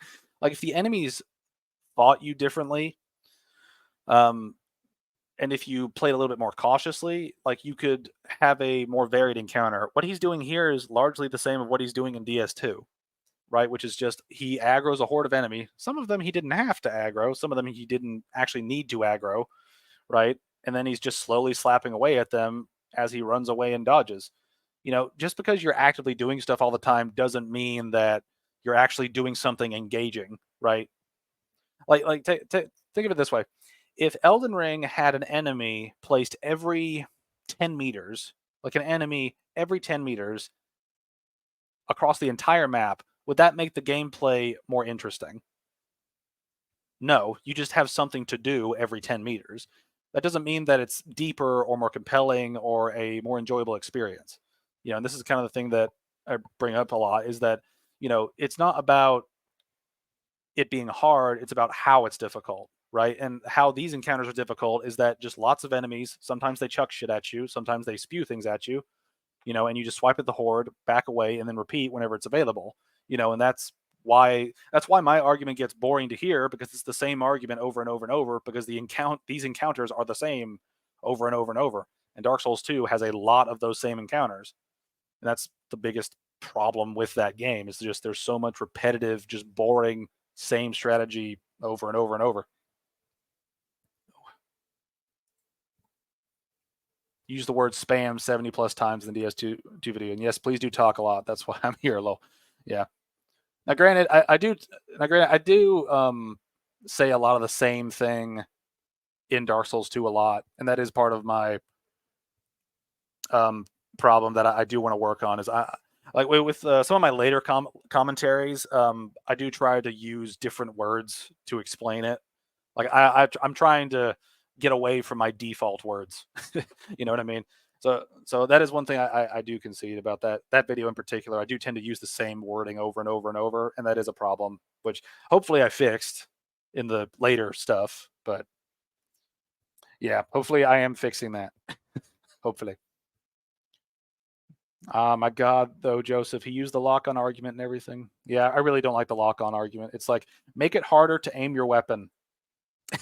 Make it harder to aim your weapon. That makes the encounter better. Woo. I can get why he says it, though. A lot of the areas are filled with a boring amount of enemies. Now, that is one thing, is I think it's kind of a half and half, where I should think of new ways to explain it. That way it's not the same shit over and over. If they abuse strength and numbers less, I could get on board with using the word spam less, but the truth is they constantly spam. Ooh, better get your thesaurus out, since someone doesn't like the word spam being so... No, he has a point, though. Is like Photo 7... Is that Photo 17 or Thought 017? I don't know. But you do have a point. Is like, there are other ways to phrase it, and I should find other ways to phrase it. I bet if I still had the script and I just look up the word spam, it probably does appear like 100 times in the video. Now, granted, the video is 7.5 hours long, so I think there's little leeway in terms of how many times I say something, but still, it is something that I do want to. I don't want to start a fight, right? I just want to, yeah. And like I said, like, you're just here to support more than anything. It's like, yeah, and I do think that, spam bush. That's just an arbitrary extension of spam, but I do want to vary my vocabulary in videos, so I'm not just saying the same thing, like the same words over and over, unless I'm trying to hit like a specific point home. But that was the one thing. The Dark Souls 2 video was my first foray into this type of content, so I learned a lot during that experience, and I learned a lot afterwards about what not to do. So hopefully I'm improving over time. I hope I'm improving. Someone insane should go back and watch our 7-hour critique and come around to the next stream with a spam word counter. Well, I mean, Photo might be right. Like, I might say it 70 times. I mean, you could probably download a transcript of it, like, just in terms of the captions, because I think captions are on after a while. Like, I think YouTube automatically adds captions after a while. You could probably tell if spam was put in there. But anyway. It's important that these enemies don't have a lot of health, so they're not crushingly difficult. This idea continues with the wolves in the next area, which some people have called the best designed wolves in any game ever. I have best designed wolves in any game ever. Who the fuck have you been talking to? They're just dog enemies. Like, what the hell? It's like, yeah, they look neat. They look better than previous wolves in this series, but the hell do you mean the best wolves ever? Haven't encountered enough wolves in games to agree with that, but if we're comparing them to Skyrim, then I have to agree. They hunt together, howl for reinforcements, surround you, and try to attack at your flank. They also have low HP and are fun tests of your positional awareness and ability to counterattack after openings, which is something the DLC continues to demand of you as you progress. Next up, the concept is taken to a more challenging level. You have the half-giant Viking-like guys with their large weapons stomping around, but also an archer in the tower. So still multiple things to track, but now they have enough HP that you can't rush them down. You also have the option to risk a mad charge into the tower to kill the archer early, but there are still roaming packs on the ground if you pull this off, so it's still building into the idea of fighting multiples. I like how he mentions all this stuff about fighting multiples, and then if you go back and look at the footage, like, he's actively in the kill zone, making it difficult for him to track when the arrow is coming, when you can get behind cover and fight this guy. It's like he's solving problems by just dealing with them by dodging. Like, he's picking the simple solution rather than an effective solution. And it's like, there's nothing wrong with that, but you're actively making the encounter harder for you by doing this shit. You know? Best design wolves in any game ever? They're wolves, man. They're not going to be doing too much as far as design goes. Yeah, I mean, like, if we're talking like just dogs in general, there are tons of like dog-like enemies in plenty of games. I mean, Sif is a pretty unique design, all things considered, considering he's a wolf that wields a sword. So that immediately makes him more unique than most wolves in games. But still, it's like, what the hell? It's such a weird point to make. You also have the option to risk a mad charge into the tower to kill the archer early, but there are still roaming packs on the ground if you pull this off, so it's still building into the idea of fighting multiples. Likewise, the enchanted fire and ice trees have enough HP that it's unlikely you'll be able to always spam them to death before they attack. Now, you can spam them to death. That is one thing I do try to do often just because fighting them is very annoying.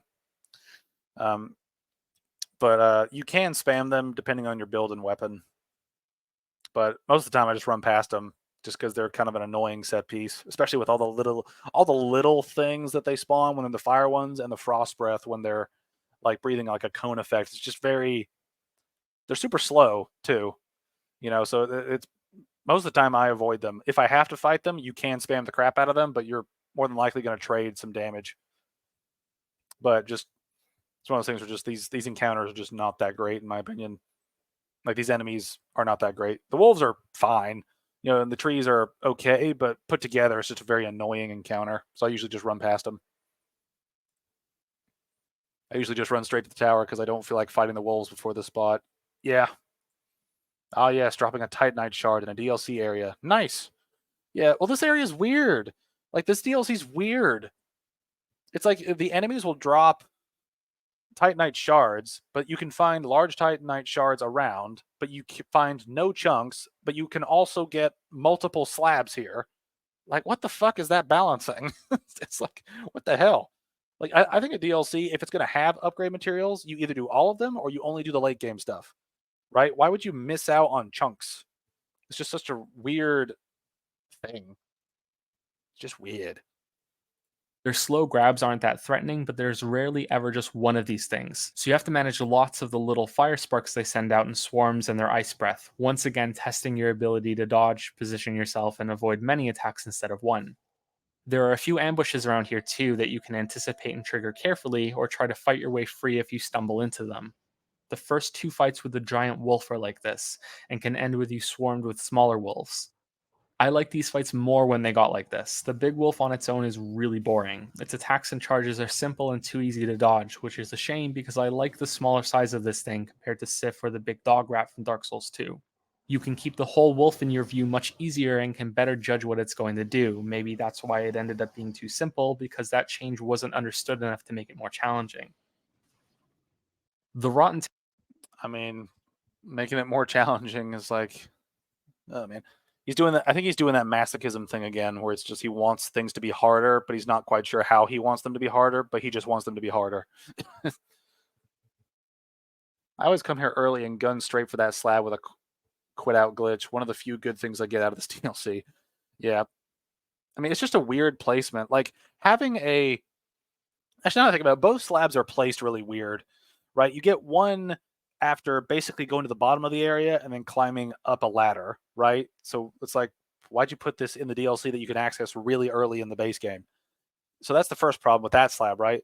Then you get a slab halfway through the free to fight. It's like, why not get it at the end? It's like, why do you? It's like, why? Just why do you design it this way? It's always weird. So you like when the difficulty is artificially inflated by adding in enemies that don't sync with the boss's moveset at all? I guess that's what he's saying. I don't know. town has a lot more ambushes, and it can feel pretty relentless, just like the dungeon area in Irithyll. There are a few more encounters that mix melee guys and range ones, but these felt a lot more simple to me. The main draw of this part was the twisted level design of the different homes, ladders, and locked doors. It's the best designed place in the DLC in my opinion. It's also the largest, which, considering how small it is despite me just saying that, shows again how little there is here to do.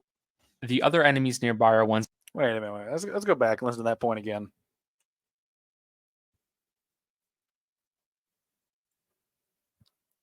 This is not God of War, man. Bosses or mini bosses that get extra enemies don't work as well. Yeah. Well, it's like a common thing. It's like a lot of people that, well, let me say this. I don't know this, but I feel like a lot of people that treat Dark Souls 2 as the best think that combat in these games can be like Assassin's Creed or something, like a game where things are based on combos, where you have counters, and that's not the case. And I think that's a conception that a lot of people in that sort of like community think that it's super easy to do with multiple enemies. It's like not when they can like tag you and like stop your movement and kill you in a combo. It's like some games have mechanics built in to allow you to deal with multiple enemies with counters and things like that. Now, I've played some Assassin's Creed games that do that. I don't know if God of War does that. I'm gonna trust you, sheep, and just assume it does. But it's like some games have mechanics built for multiple enemies where you can counter things that suddenly come in. Dark Souls is a little different. I think they do that to bait you into thinking the boss is defeated. I could see that, but it's still a really weird. It's just still a really weird thing to give you a reward in the middle of the fight before you beat it. You get tagged, you get roll caught since multiple enemies are attacking at different times. Yeah, it just slows down the combat encounter in sort of an arbitrary way. But anyway, let's go back to this one point he's making. Of this part was the twisted level design of the different homes, ladders, and locked doors. It's the best designed place in the DLC, in my opinion. It's also the largest, which, considering how small it is, despite me just saying that, shows again how little there is here to do. So it's the largest area and the smallest with not a lot to do. I mean, I think that's down to interpretation, really. I mean, like, how many shortcuts are in this area if we like break it down, right? Like, like you, let's see, you have let me think about this for a second. You have right after you cross the bridge, after the bonfire inside the town, you have a shortcut in one of those buildings that leads up. Then you get another shortcut in the gate past them, right? And then you get I think there's another shortcut in another building, right? So I think there's 3 shortcuts in this area total, right? So there's 3 different shortcuts to help you on your way. And this is one thing, like the Corvians are tough. Like they can be kind of tough, especially with their combos going on for 3,000 years, you know. But like again, it's that depth not width thing. It's like the content should be about how deep it goes, not how much there is to exist, right? This is one thing that it's going to be a criticism of not Bloodborne, but of Elden Ring, because I'm working on a video going over the top 5 best and worst aspects of Elden Ring, and one of the negatives is just repeating shit, right? Just repeating shit, just over and over and over, just repeat shit. It's like that Bo Burnham song, repeat stuff. It's just that over and over and over sometimes. But yeah, I don't know. This is kind of interpretable given the size of the thing, but I think it is something we could argue. With God of War, you get a universal counter that counters from any direction. You have a partner system that holds aggro for enemies. Well, the previous God of Wars had that. The new ones counter everything from your front. Okay. Thanks for the context, you. I've actually wanted to get into the God of War series, but I'd like to. I wish that they had like PC releases for the first 3 because I'd like to play all of them. And I think the first 3 are locked to PC or not PC, PlayStation. I know the newer ones are on PC, but I just don't. They're also like expensive. Expensive new games are expensive and they hurt my wallet. Shout out to the 5 Godskins in the game that fight the exact same. Yeah. Like one thing that I will give the Godskins is if you fought each of them individually and then you fought like the pair of them, I think that could work as a way to stretch content. But when you fight like multiples of them, like multiple times over and over, like throughout the game, it's just really monotonous by the time you get to the end. But anyway, I will talk about that in the Elden Ring video when we get there. The other enemies nearby are ones I'm unsure of because they feel like they belong in Bloodborne and got lost, ending up in Ariandel instead. They're quite fast, attack in long combos, dart around like the Bloodborne dodge, and use a lot of quick range attacks in between melee strikes. I don't hate these enemies, but I don't like them much either. I enjoyed the challenge and the brief switch up from multiples to one big threat instead. but their long combo chains showcase a problem that the series has developed in Dark Souls 3. Having so many strikes in a row, often requiring spamming the dodge button until it's over, feels like a symptom of From running out of ideas for new, interesting mechanics. Hey, you know that criticism that I agree with? You can also apply that to multiple enemy encounters being repeated over and over and over and over and over and over. Like that criticism he just made, totally agree with. It's an arbitrary extension of like the difficulty and making things harder by just arbitrarily increasing the number. It's like, why not make it deeper rather than prolonged? Nah, don't say that now, Joseph. Well, here's one question I would like to ask him. Would you rather have a longer combo from one enemy or a series of multiple enemies attacking you at the same time?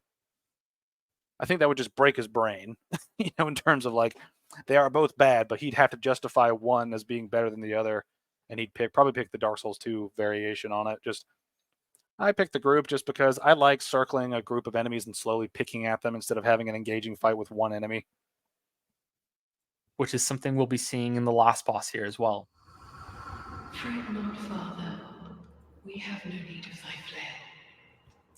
The next area is a return to juggling melee and range threats, but this time the environment is more constricting, so you have to be even more aware of what your options are to avoid damage, and also more observant in recognizing where enemies might be coming from or shooting you from. I like this area, and in general, I think it's good that most of these sections have a distinct challenge in mind and feel like they've been created specifically for that idea. I just wish there was more of it.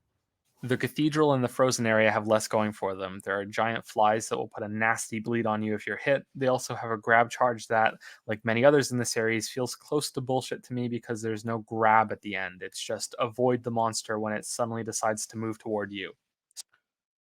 So even if you're partway through an attack or anything else, it gives this weak looking grab priority and allows it to connect. Well, I mean, when the grab hits you before your weapon hits them, that's how the mechanics work, you dumb fuck. That's how hitboxes work. Like your entire body doesn't become the weapon hitbox. Your weapon is the weapon hitbox, which would stun the enemy. But when you don't hit the enemy with the weapon hitbox because you're using an attack that does not, beat them to the punch, so to speak, you're going to be punished for it. In other words, you made a stupid decision trying to out smack an enemy just to avoid a grab when you could just dodge and attack something else, right? It's much better to try to dodge a grab than it is to just stun it most of the time, right? Now, granted, I don't like grabs in general in this series for the most part, just because I think that there should be ways to mitigate it besides dodging it. But that right there is just him just making a bad decision and then blaming the game for it. It's not bullshit, Joseph. Just circle them better. You do that. It's like, yeah, he does do that. Like he's criticizing these encounters, and it's like you do shit to deal with these encounters. You liked these in Dark Souls 2. What's wrong with them now? The descent to the frozen river is also sort of bad. I never like it when the series does this stuff with unnatural walkways. It has never been consistent on what you can or cannot walk on, so I never feel secure when I do this in any of the games. Maybe Wait, what's he saying here? when the series does this stuff with unnatural walkways. It has never been consistent on what you can or cannot walk on, so It's never been consistent on what you can and cannot walk on. I mean, this is pretty consistent. Like most of the routes are big enough to like make you think, okay, I can get on that. It's like unless you're trying to jump on a twig, or you're just like having like mental issues during the time, I think you'll be able to tell which way's the way down.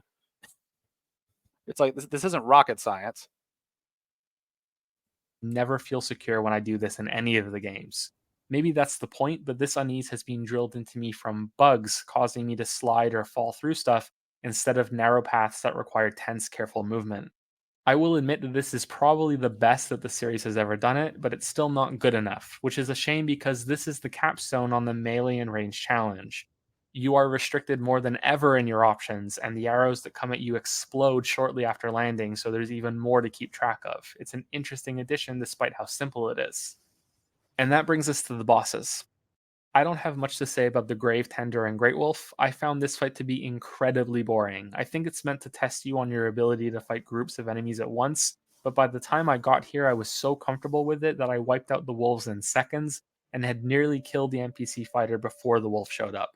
Then it was easy to prioritize him, so the fight was simplified, and then the Great Wolf is barely different than when you fought him earlier. Even after he empowers himself, the only new ability I saw was a breath attack. The Gravetender might have some interesting moves, but the fight was over too quickly for me to see them. I thought it was weird that he's allowed to block when many other characters typically couldn't. Even when he's doing a forward leaping attack and is in midair, he can still block. A better idea might have been to have wolves continually spawn, so you have to really prove that you understand how to fight more than one enemy. Oh my god, he's doing that thing. It's like, this boss is terrible. Here, let me suggest an idea that would make it even more terrible. Like, let's add more wolves to the mix. More! More! I need that Kylo Ren clip of just him just going, more! Like, fuck you, Joseph. It's like you say it's bad, and then you suggest an idea that would only make it worse. Would only make it worse. And yes, Sheep, yes, I did see it. I did see the iframe jump. I did see it. Now, it's not technically an iframe jump because he did take damage. Like, the boss did take damage during the clip. Like, I'll go back and show it. I think it was right Leaping here. attack and is in midair, he can still block. Yeah, like he still takes damage from that. And it's like, I don't think that's necessarily an iframe thing. I think he just has increased poise during that, which I think is still kind of stupid. But yeah.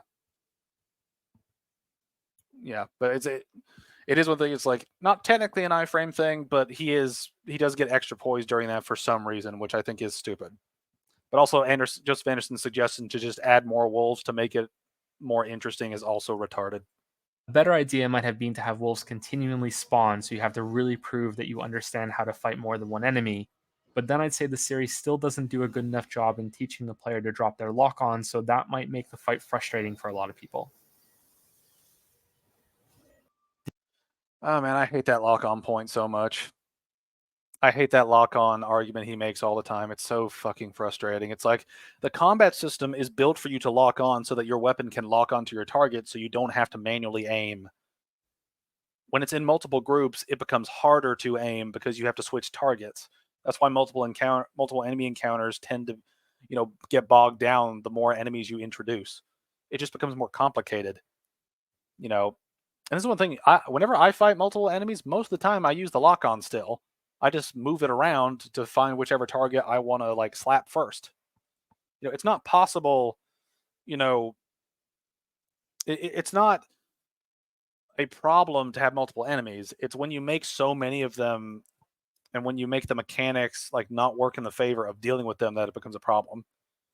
Right? Like you can easily untarget and then retarget someone who's closest to you and smack them down, then move on to the next target. I mean, that's typically what I do in multiple enemy encounters. Or I just flick back and forth with my mouse, or for some people a controller, the joystick, and you can switch targets. Like you're allowed to switch targets while that's going on, right? The system is not entirely broken, for using multiple encounters. But when you make so many enemies around you, it kind of overwhelms the system in terms of what it can handle. And that's ultimately the problem. Oh, it was poise. I always think it's an iframe jump because he just tanks through it, and I tend to watch my own health more. Yeah, I can see why you'd miss it. It's a perfectly missable thing. It's just when you're watching someone else do it, you can kind of notice when like the damage goes through on the boss's end. The other boss is Sister Frida, and it might be the new best boss in Dark Souls 3. It's definitely up there and has a lot going for it, but it's not quite a perfect masterpiece of a fight. The first phase is a mix of Marie Angerman from Bloodborne. She has the same quick attacks and movement, and then occasional breaks for when she goes invisible. There's clutter throughout the arena that's meant to help you identify where she goes, so you can rush to her and attack before she winds up a big hit, or you can listen for where she lands instead. You can still dodge this if you're quick, but it's less reliable than interrupting her. The problem is that the clutter isn't always present where she moves, and even with a good headset, I couldn't consistently hear where she landed. Now, this is one thing that I hope he brings up in a second, but he is missing that anytime she goes invisible, she has a brief little movement. It's like a couple frames, but you can tell what she's going to do based on her movement. Like if she's going to like move to the right, it will look like she's moving to her right, as she goes invisible. Like there's a little movement to tell you where it goes. Right? If she's going to go behind you, she will jump up right as she becomes invisible. There are tells that are not just audio and not just clutter. Like this fight would work without the clutter in the room. The clutter definitely helps, for people that don't pick up that little detail. but that little detail is there and it's consistent and you can tell where she's going, or at least have a rough idea. And besides, when you get close enough to her, you can actually see her, right? Like she'll uninvisible, or whatever the word for that is, if you get close enough, like after she moves. So there is a workaround. So roughly 1/3 of the time, it became a mad scramble to search all over the room and hope that I found her. This isn't a huge problem for this phase, but more later on. Overall, this first part of the fight is decent. It's a simple introduction to what you have to deal with next, since now you have to fight both Sister Frida and Father Ariandel together. He's a big monstrosity with a weaponized Lord Vessel thing that he whacks into the ground as he charges around, and she's still the nimble fighter that becomes more defensive in this phase. This is my favorite phase of the fight and is one of the best boss battles with multiple opponents that the series has seen. That's something we can dive into. I wasn't a fan of the invisible attacks. I never got the tells, so if I couldn't see her at the least, or the last second, it was a gamble with her grabs. Yeah, and that's one thing that this is one of those things where like I would very politely tell you to get good, and I don't mean that in like a disrespectful way. I mean that in like, if you pay attention to her tells and you fight her enough, you can see all the little things that warn you of when shit's going to happen. Right? Like if you fought her once, I totally understand. Like once or twice, I could totally understand you missing this stuff. It's also like it's similar to a lot of bosses that end up being difficult. Is that sometimes they have little tells that reveal what's actually going to happen, but it might take you a while to pick up on it. And plenty of bosses have that issue when they're on the harder end, and you're more concerned about your health and where the boss is than if they do this slight animation thing. Now, granted, some bosses' animation tells aren't that great either, but, no, I get that. I never knew that she would telegraph her directions till now. I usually just kick her ass as fast as possible. That's what I try to do that too. So it is a totally missable thing, Unlike Ornstein and Smo, Sister and Father allow for the player to be aggressive and create openings for a lot of damage, instead of having to wait around for the enemy AI to be gracious enough to provide those openings for you. This fight does still have some of that, but it's meant to be an endurance fight, so I think it's okay. It's the this fight has some of that thing I complained about, but it's an endurance fight, so it's okay. So is Ornstein and Smo not an endurance fight then? In the first phase? It's like, what are these standards that you're doing, dude? What are these standards you're saying? abundance of it in other bosses against multiples that I don't like. It's also alleviated here because Sister and Father share a health pool and each have their own separate moments that they're vulnerable. You can sneak in hits after you dodge through the big guy's charge, but also rush at Frida after he's exhausted his combo for some easy hits if you can dodge her first few attacks. There are two issues here. The first is that Frida will go invisible and start healing. This is telegraphed by her rushing away like she did in the first phase and then emitting a bright light. The problem is that, on rare occasions, the big guy can choose to channel a massive fire attack in the area that she occupies. So your choices are to let the healing happen or to risk taking a massive, unavoidable hit to stop it. Now, this is one thing. I have never seen that attack be specifically aimed at Frida, right? I think it's just Ariandel was about to do an attack, and then Joseph tried to attack her, and then the attack from Ariandel hit him. So I don't think what he just said there is actually true. I might be wrong, but I'm 99% sure that's not true, that he just misinterpreted what happened in the fight. Again, I'm not blaming him for being like an idiot or anything. Like, I think he misinterpreted that. Because I fought her several times, believe me, and I've never seen him purposely target her while the healing's going on and then start breathing fire. Aha, good luck being aggressive if she's attacking you through Ariandel's body. Yeah. Yeah, but this is one thing. I'm surprised he's not mentioned Gale helping you during this phase. Like, I'm actually surprised he's not mentioned that. Because he's one of the few summons in the game that you can summon without being embered. Right? It's the game's way of saying, hey, we know this boss is hard. Here's a little help. Right? I hope he mentions it, because it's like, to kind of bring up this fight without bringing Gale in the mix, I think is something that would be kind of a disservice to the fight. That's never happened to me. I've fought her many, many times, and I usually just choose to fuck him up when he does that charge. Yeah. Well, that's the thing. During this fight, if I've got Gale summoned, which I usually try to do, I usually let him focus on Frida, and then I just smack the crap out of Ariandel as fast as I possibly can. That's usually what I do. like this second phase is where I am just all Father Ariandel trying to kick his ass as fast as possible. Just because he's a big target, his attacks are easy to deal with, and he doesn't really dodge away that much. Frida's a lot more nimble and harder to pin down. So I focus him. And plus, when you get that critical attack open up, that does significant damage, and that helps a lot. Gale always has Frida pinned down. It's actually insane how he is. Yeah, he's actually a really useful NPC. How strong he is. Gale was the strongest of us all until the end. Prepare to cry. Although this is cool because the bosses are synergizing their abilities to make things difficult for you, I don't think it's strictly speaking fair. I don't know if an arrow will break her out of this healing spell, so that could be a solution. Even so, it's not great that this can randomly happen and cause a lot of hassle for melee-only builds. Well, this is also a thing. It's like this is rarely going to happen, right? Like like his complaint that he's talking about is a rare circumstance where the enemy will try healing and the other enemy will try attacking you, right? And again, I really want him to bring up Gale being a part of this fight, because if he doesn't, I'm going to be very confused, because Gale will literally help deal with this problem. I wasn't prepared to cry when I realized we don't get his DLC armor, but instead the wimpy skinny one. I know, man. I wanted the cape. I wanted that fucking cape, man, so bad. Oh, man. See, if his armor was in Elden Ring, you'd have the option to make it heavier but have the cape. That's one thing I do like in Elden Ring, is being able to customize your armor a little bit. I really wish we had that cape, man.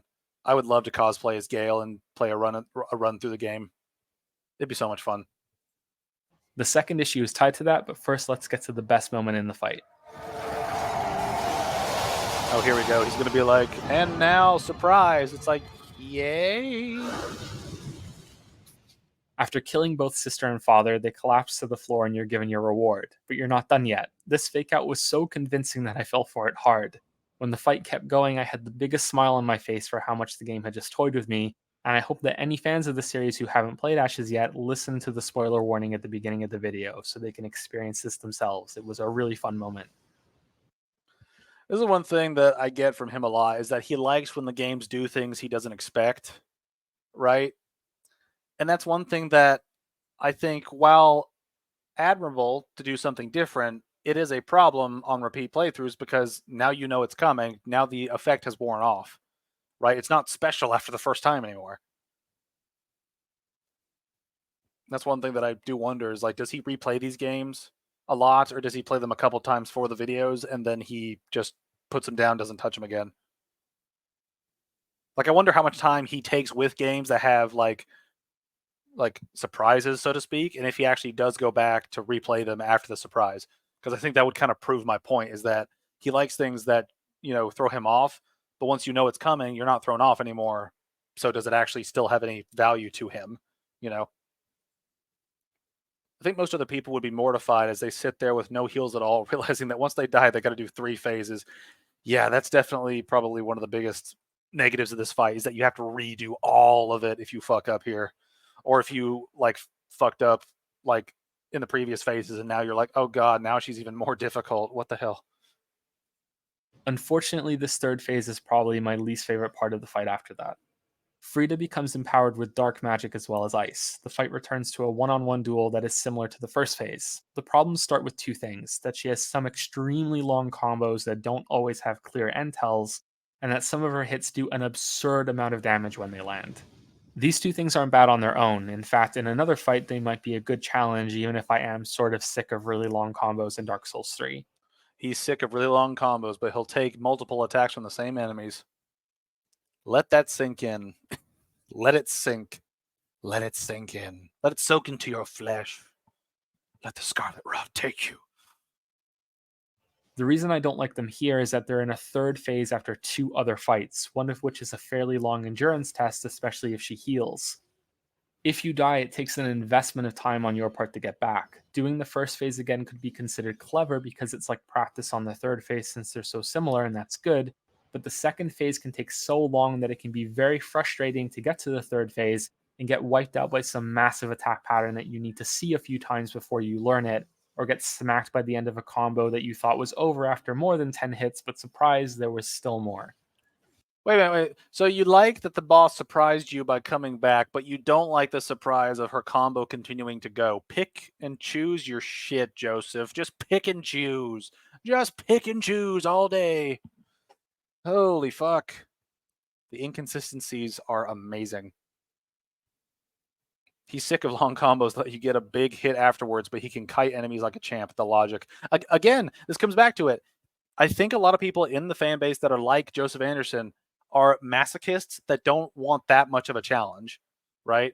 Because a long combo is more challenging than just a group of enemies you can slap at every once in a while, right? This is actually more difficult and more demanding, right? Like this is an example of the game telling you get good, and by getting good, you have overcome a significant challenge, as opposed to like another a group attack where you just back off, slap, and then run away, and just repeat that over and over. You actually have to have some timing with this, like some real serious timing. Otherwise, you're going to get heavily punished by the boss. It's like, dude, you do not realize how much you're fucking your own standard over. And for anyone who hasn't beaten Frida and you're watching this, know that Joseph has to do the previous 2 phases every time he dies. Yep. We all had to. I'm conflicted on this because having 3 phases rewards players for mastering the first 2. It's like a level and a boss wrapped into one, and having tension build the more you play is a big part of Dark Souls. It's the quick deaths that make me question its current form, which is tied to Frida's ability to dash away and go invisible.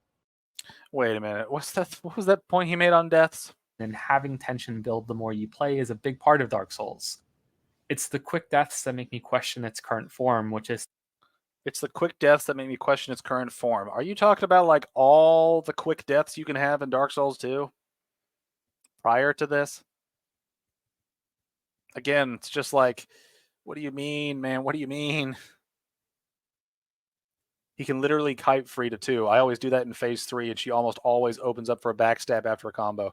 Yeah, well, and that's the balancing aspect, right? She is stunnable and backstabbable, right? Like she's able to take those kinds of hits. Regular bosses usually don't get stunned until they get phase broken. What? Poise broken. It's like you can slap her and stun her a little bit, but sometimes you need to dodge her instead. If anything, he should have smashed this boss quickly because it's no different than what he usually does. Yeah, it's just this. My biggest thing is just there are so many gaps in his logic when it comes to this, like, shit. it's tied to Frida's ability to dash away and go invisible.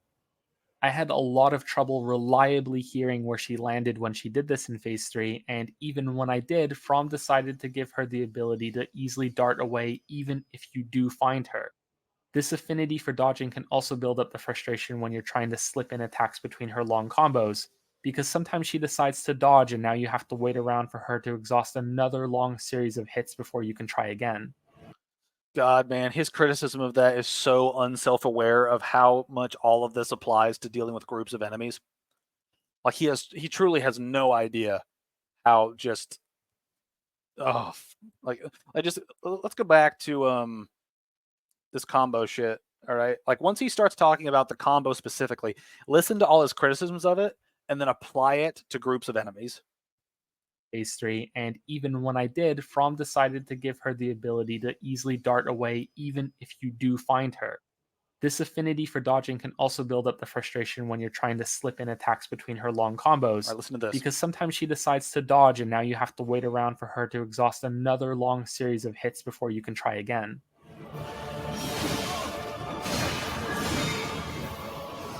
I know it may not be fair to compare the two, but I can't resist thinking about how Fury handled multiple phases on long fights far better by giving you extra chances with each phase, similar to how the boss has multiple tries against you. In a funny way, it could result in multiple phase fights. I've got no context for this game. Is this the character he's playing as? This game looks really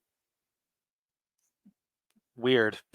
Being able to become more challenging rather than less, since you can ramp up the difficulty without worrying about frustrating the player by making them repeat earlier phases too often.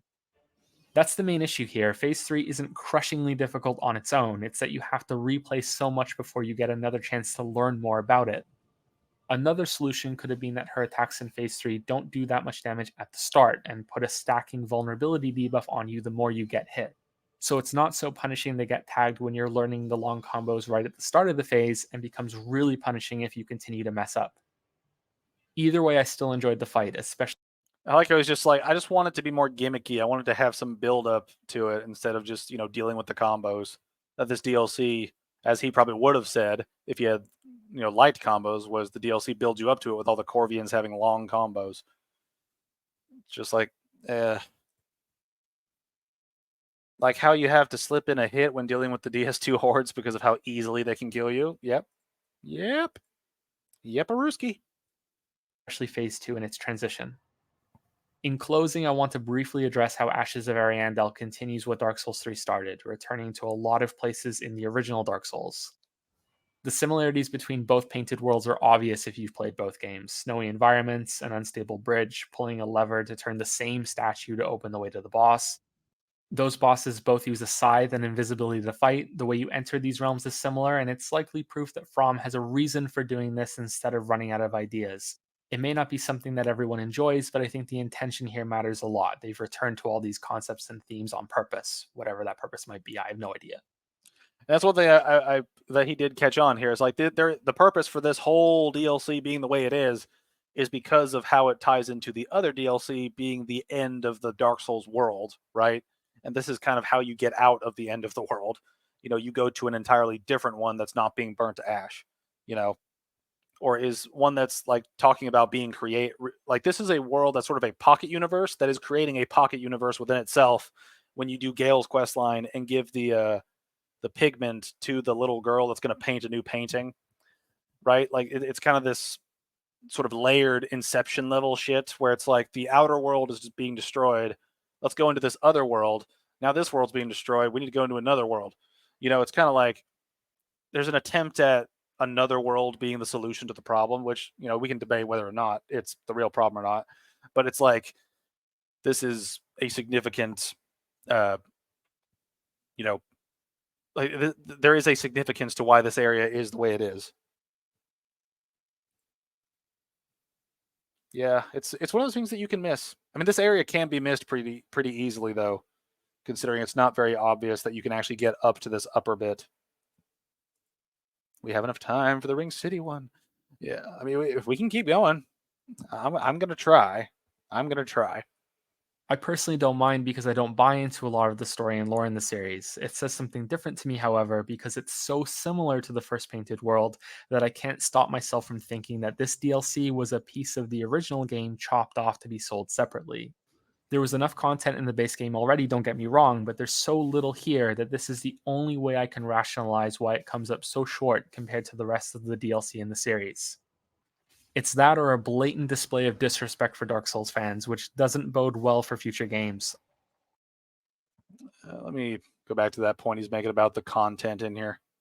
Piece of the original game chopped off to be sold separately.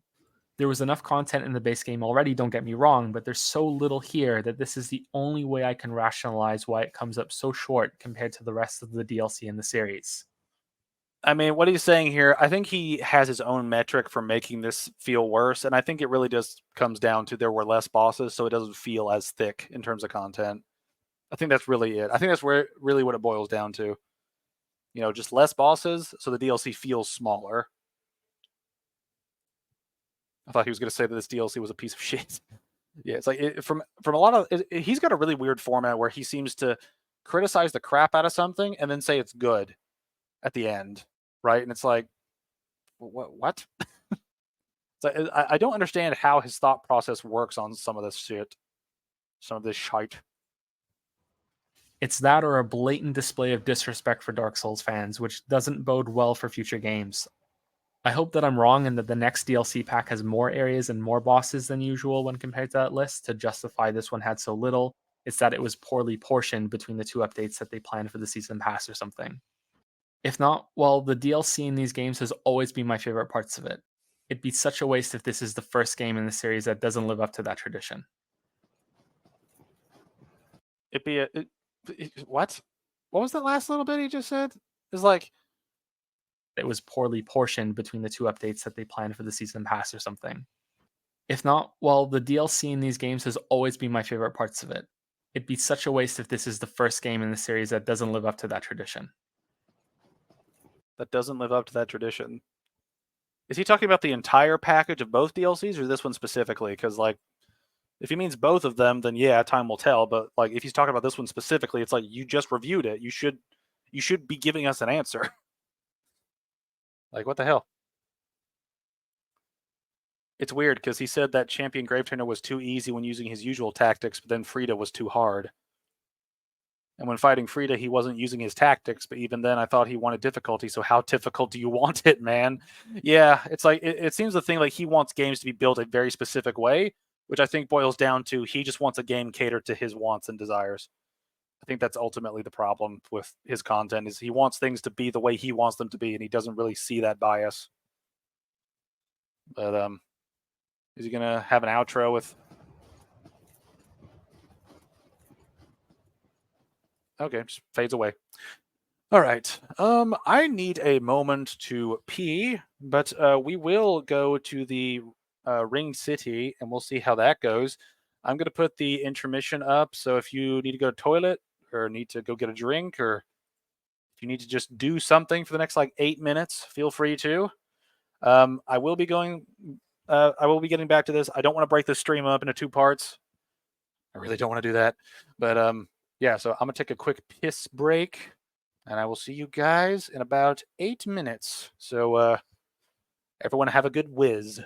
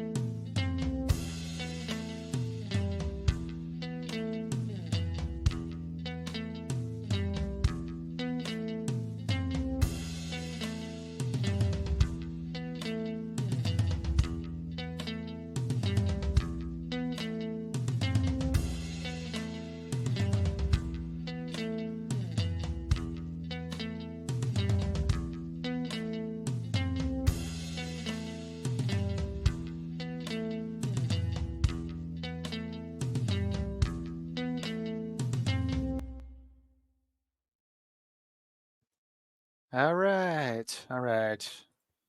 I have taken a. I didn't just take a piss. I took a good shit. I took a good shit after all the garbage Joseph threw down my throat. Anyway, I'm doing one administrative thing real quick, so apologies for that. But here.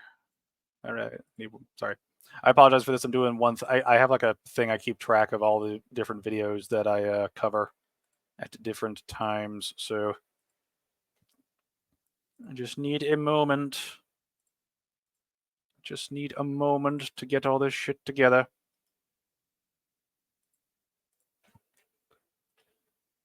Oh boy.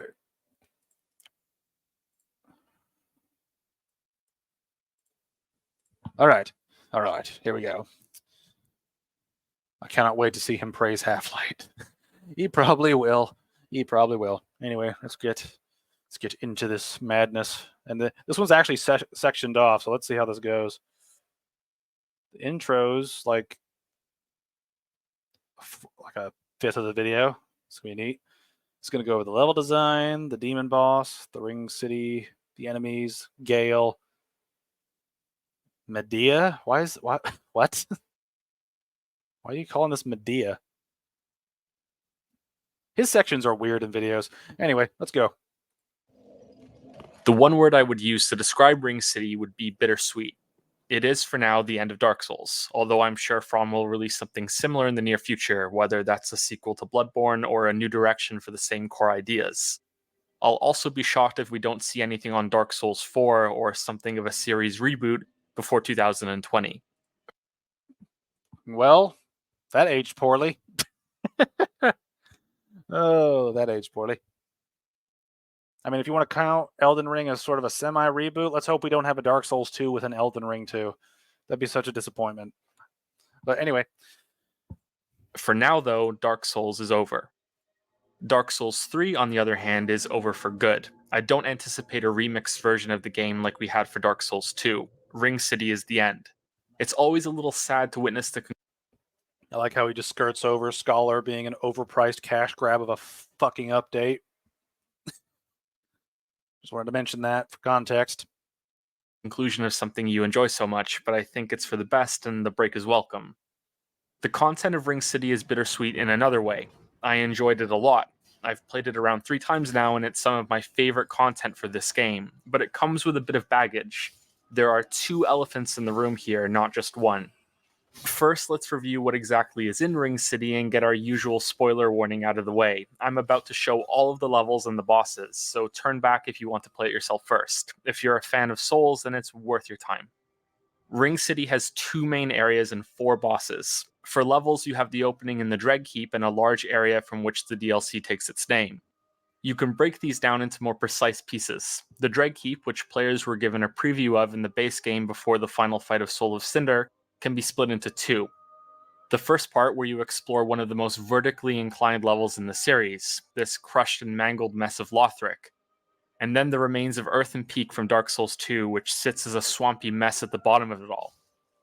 Ring City itself can be broken down into 3 areas: the introduction to the city and your descent through part of its streets, then exploring another swamp which is, to me, visually distinct from others so far in the series. It's far more moody and thankfully doesn't poison you or slow your movement. Lastly, there's a cliffside area with a dragon that leads to a short climb through a tower and a grand cathedral. The difference between these 2 larger areas is that Ring City feels more interconnected. The swamp leads back to the streets in 2 ways, and your climb through the tower loops back to the beginning of the level to reuse a bonfire for some bosses. There's also a large area that you can explore at the end, but this is more like an arena for the final boss fight. Of the 4 bosses, I feel confident in saying that 3 are well worth seeing for almost every fan of the series. All right, so he just said something about the bosses there, but wait, if this is Earthen Peak, where did Iron Keep fall? Iron Keep just burnt up. That'll be the lore reason. Just Iron Keep was set on fire so much that eventually just burnt up. We won't talk about Iron Keep anymore.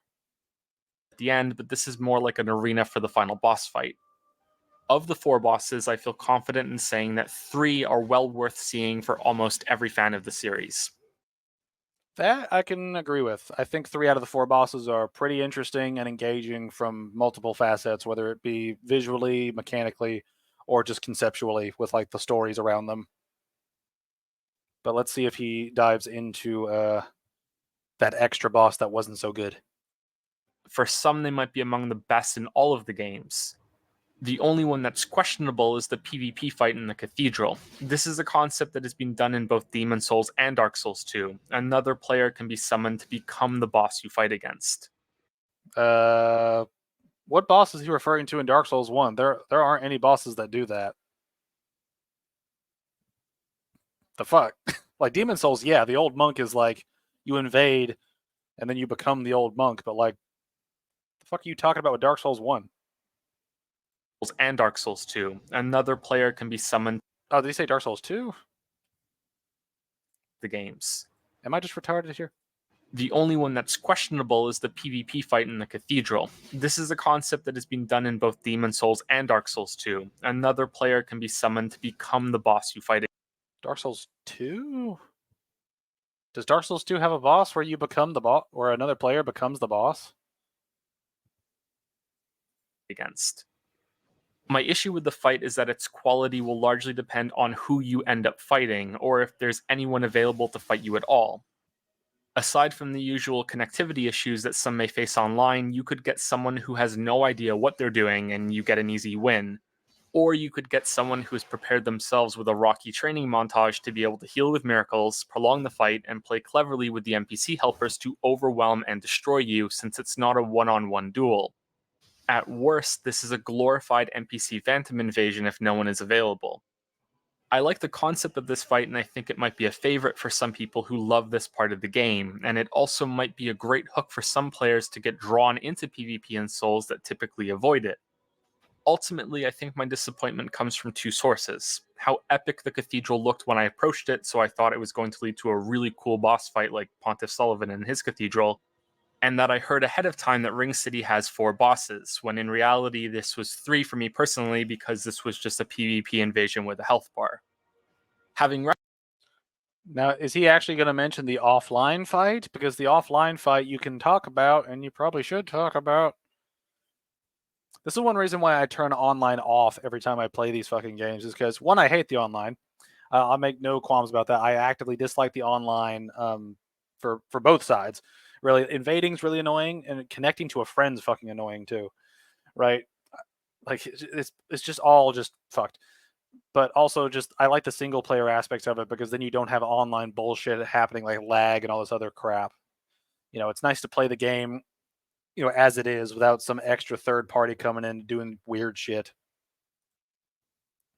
I highly disagree with him. This should have been a boss pushed to the side. It isn't good designed to force online play before an amazing boss. That's true. I would agree with that.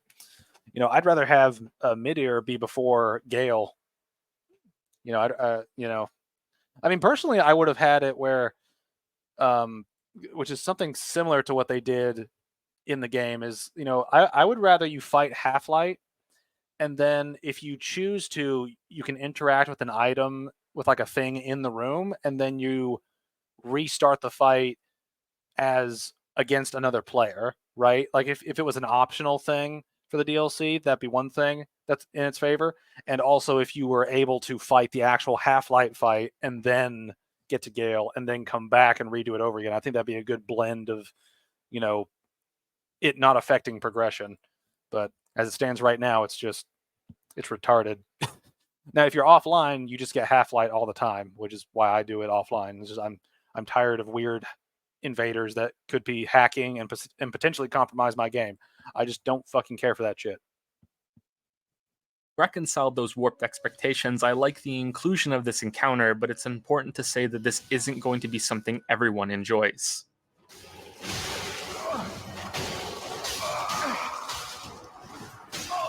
The other 3 bosses range from good to great, although one in particular has been the source of some disagreement. The only boss in the Dreadkeep level is a 2-phase fight, 2 demons to begin with, and then a much larger one at the end. After the PvP fight, Gale in Ring City is the final boss of the game and is a standard duel that reminds me of a mix of Orphan of Cause and Artorias.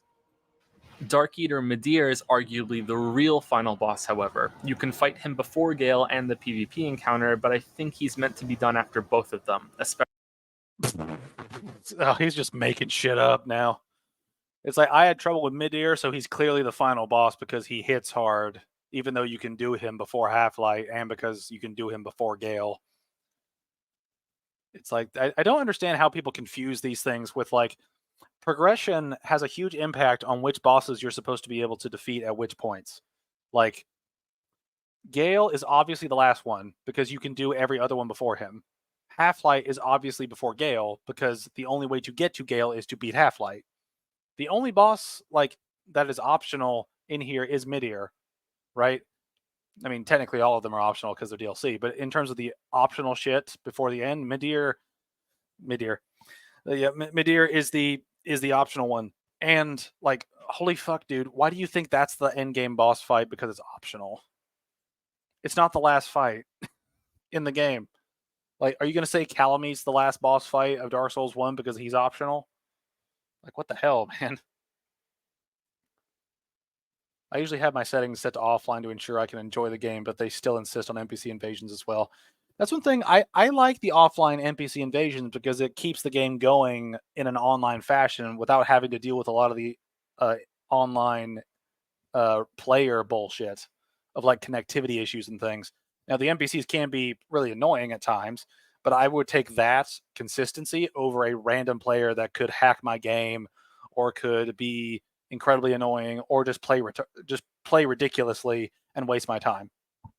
I really don't care for PvP or artificial PvP. I just want to enjoy the game. Yeah, and I can understand that sentiment. And also, that is a good lol. Is a good lol. But yeah, man, fucking hell. Dark Eater Midir is arguably the real final boss, however. You can fight him before Gale and the PvP encounter, but I think he's meant to be done after both of them, especially given From's comments about this being the ultimate challenge for.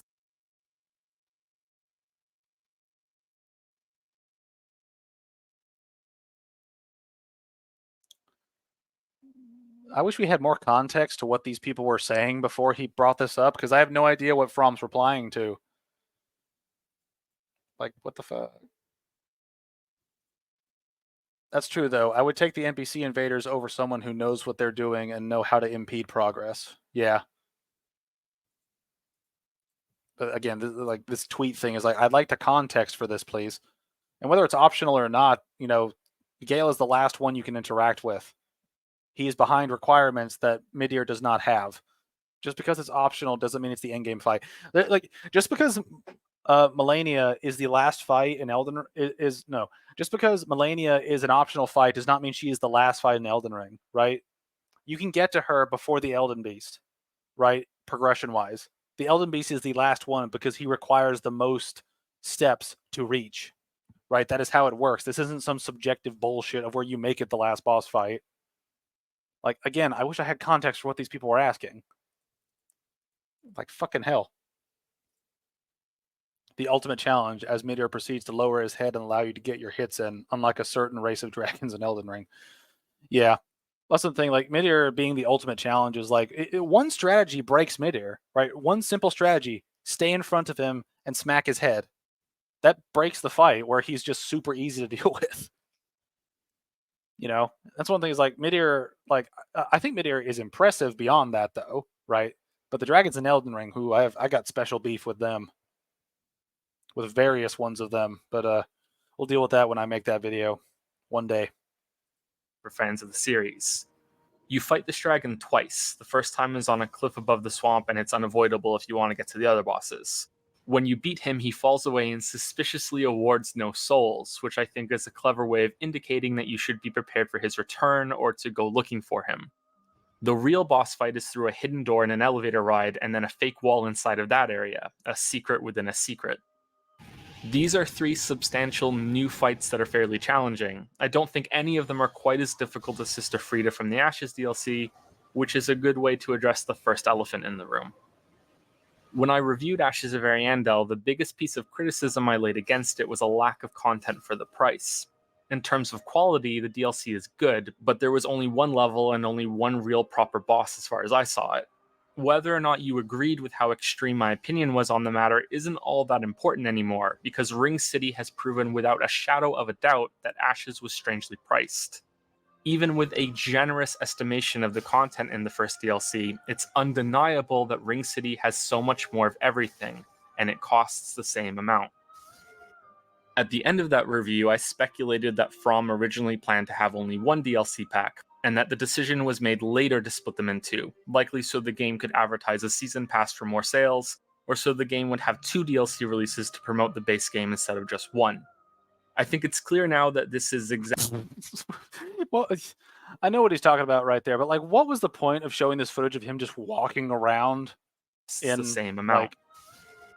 like At watch the this. end of that review, I speculated that From originally planned to have only one DLC pack, and that the decision was made later to split them in two, likely so the game could advertise a season pass for more sales, or so the game would have two DLC releases to promote the base game instead of just one. I think What was the point of that clip? You didn't do anything. You just walked forward. Why? Like, if I'm gonna make a video like this, I'm at least gonna put some footage of me fighting something, maybe all bosses or some shit. Like, what the fuck? What was that clip? It had nothing to do with what you were talking about. You weren't looking at the scenery that much. You were just walking. You were just dinking around. Like, what the fuck was the point of that clip? Just let your fight continue going. What the hell? And yeah, I think he already killed the Judicator. It's like, you could show the Judicator encounter. That's a pretty demanding encounter that people should probably know about. Like, what the fuck? think it's clear now that this is exactly what happened, especially given how connected both of the DLCs are. For examples, the NPC that grants you access to the Ashes DLC ends up being the final boss in Ring City. The reason he's there is linked to the painter in Ariandel.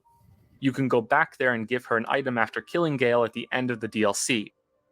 If you do Ring City first, though, then Gale is dead and is no longer at the Cathedral of the Deep in order to teleport you to Ariandel. You have to interact with a scrap of the painting here instead, with a different cutscene that plays. This is how intertwined the DLC content is. It feels to me that Ashes may have originally meant to be last. So you That is just blatantly fucking wrong, dude. And this is one thing. Before the intermission went away, I looked at some of the comments for this video, and some people did point out, it's like, dude, like there is no way Ashes was meant to be done like after the Ring City.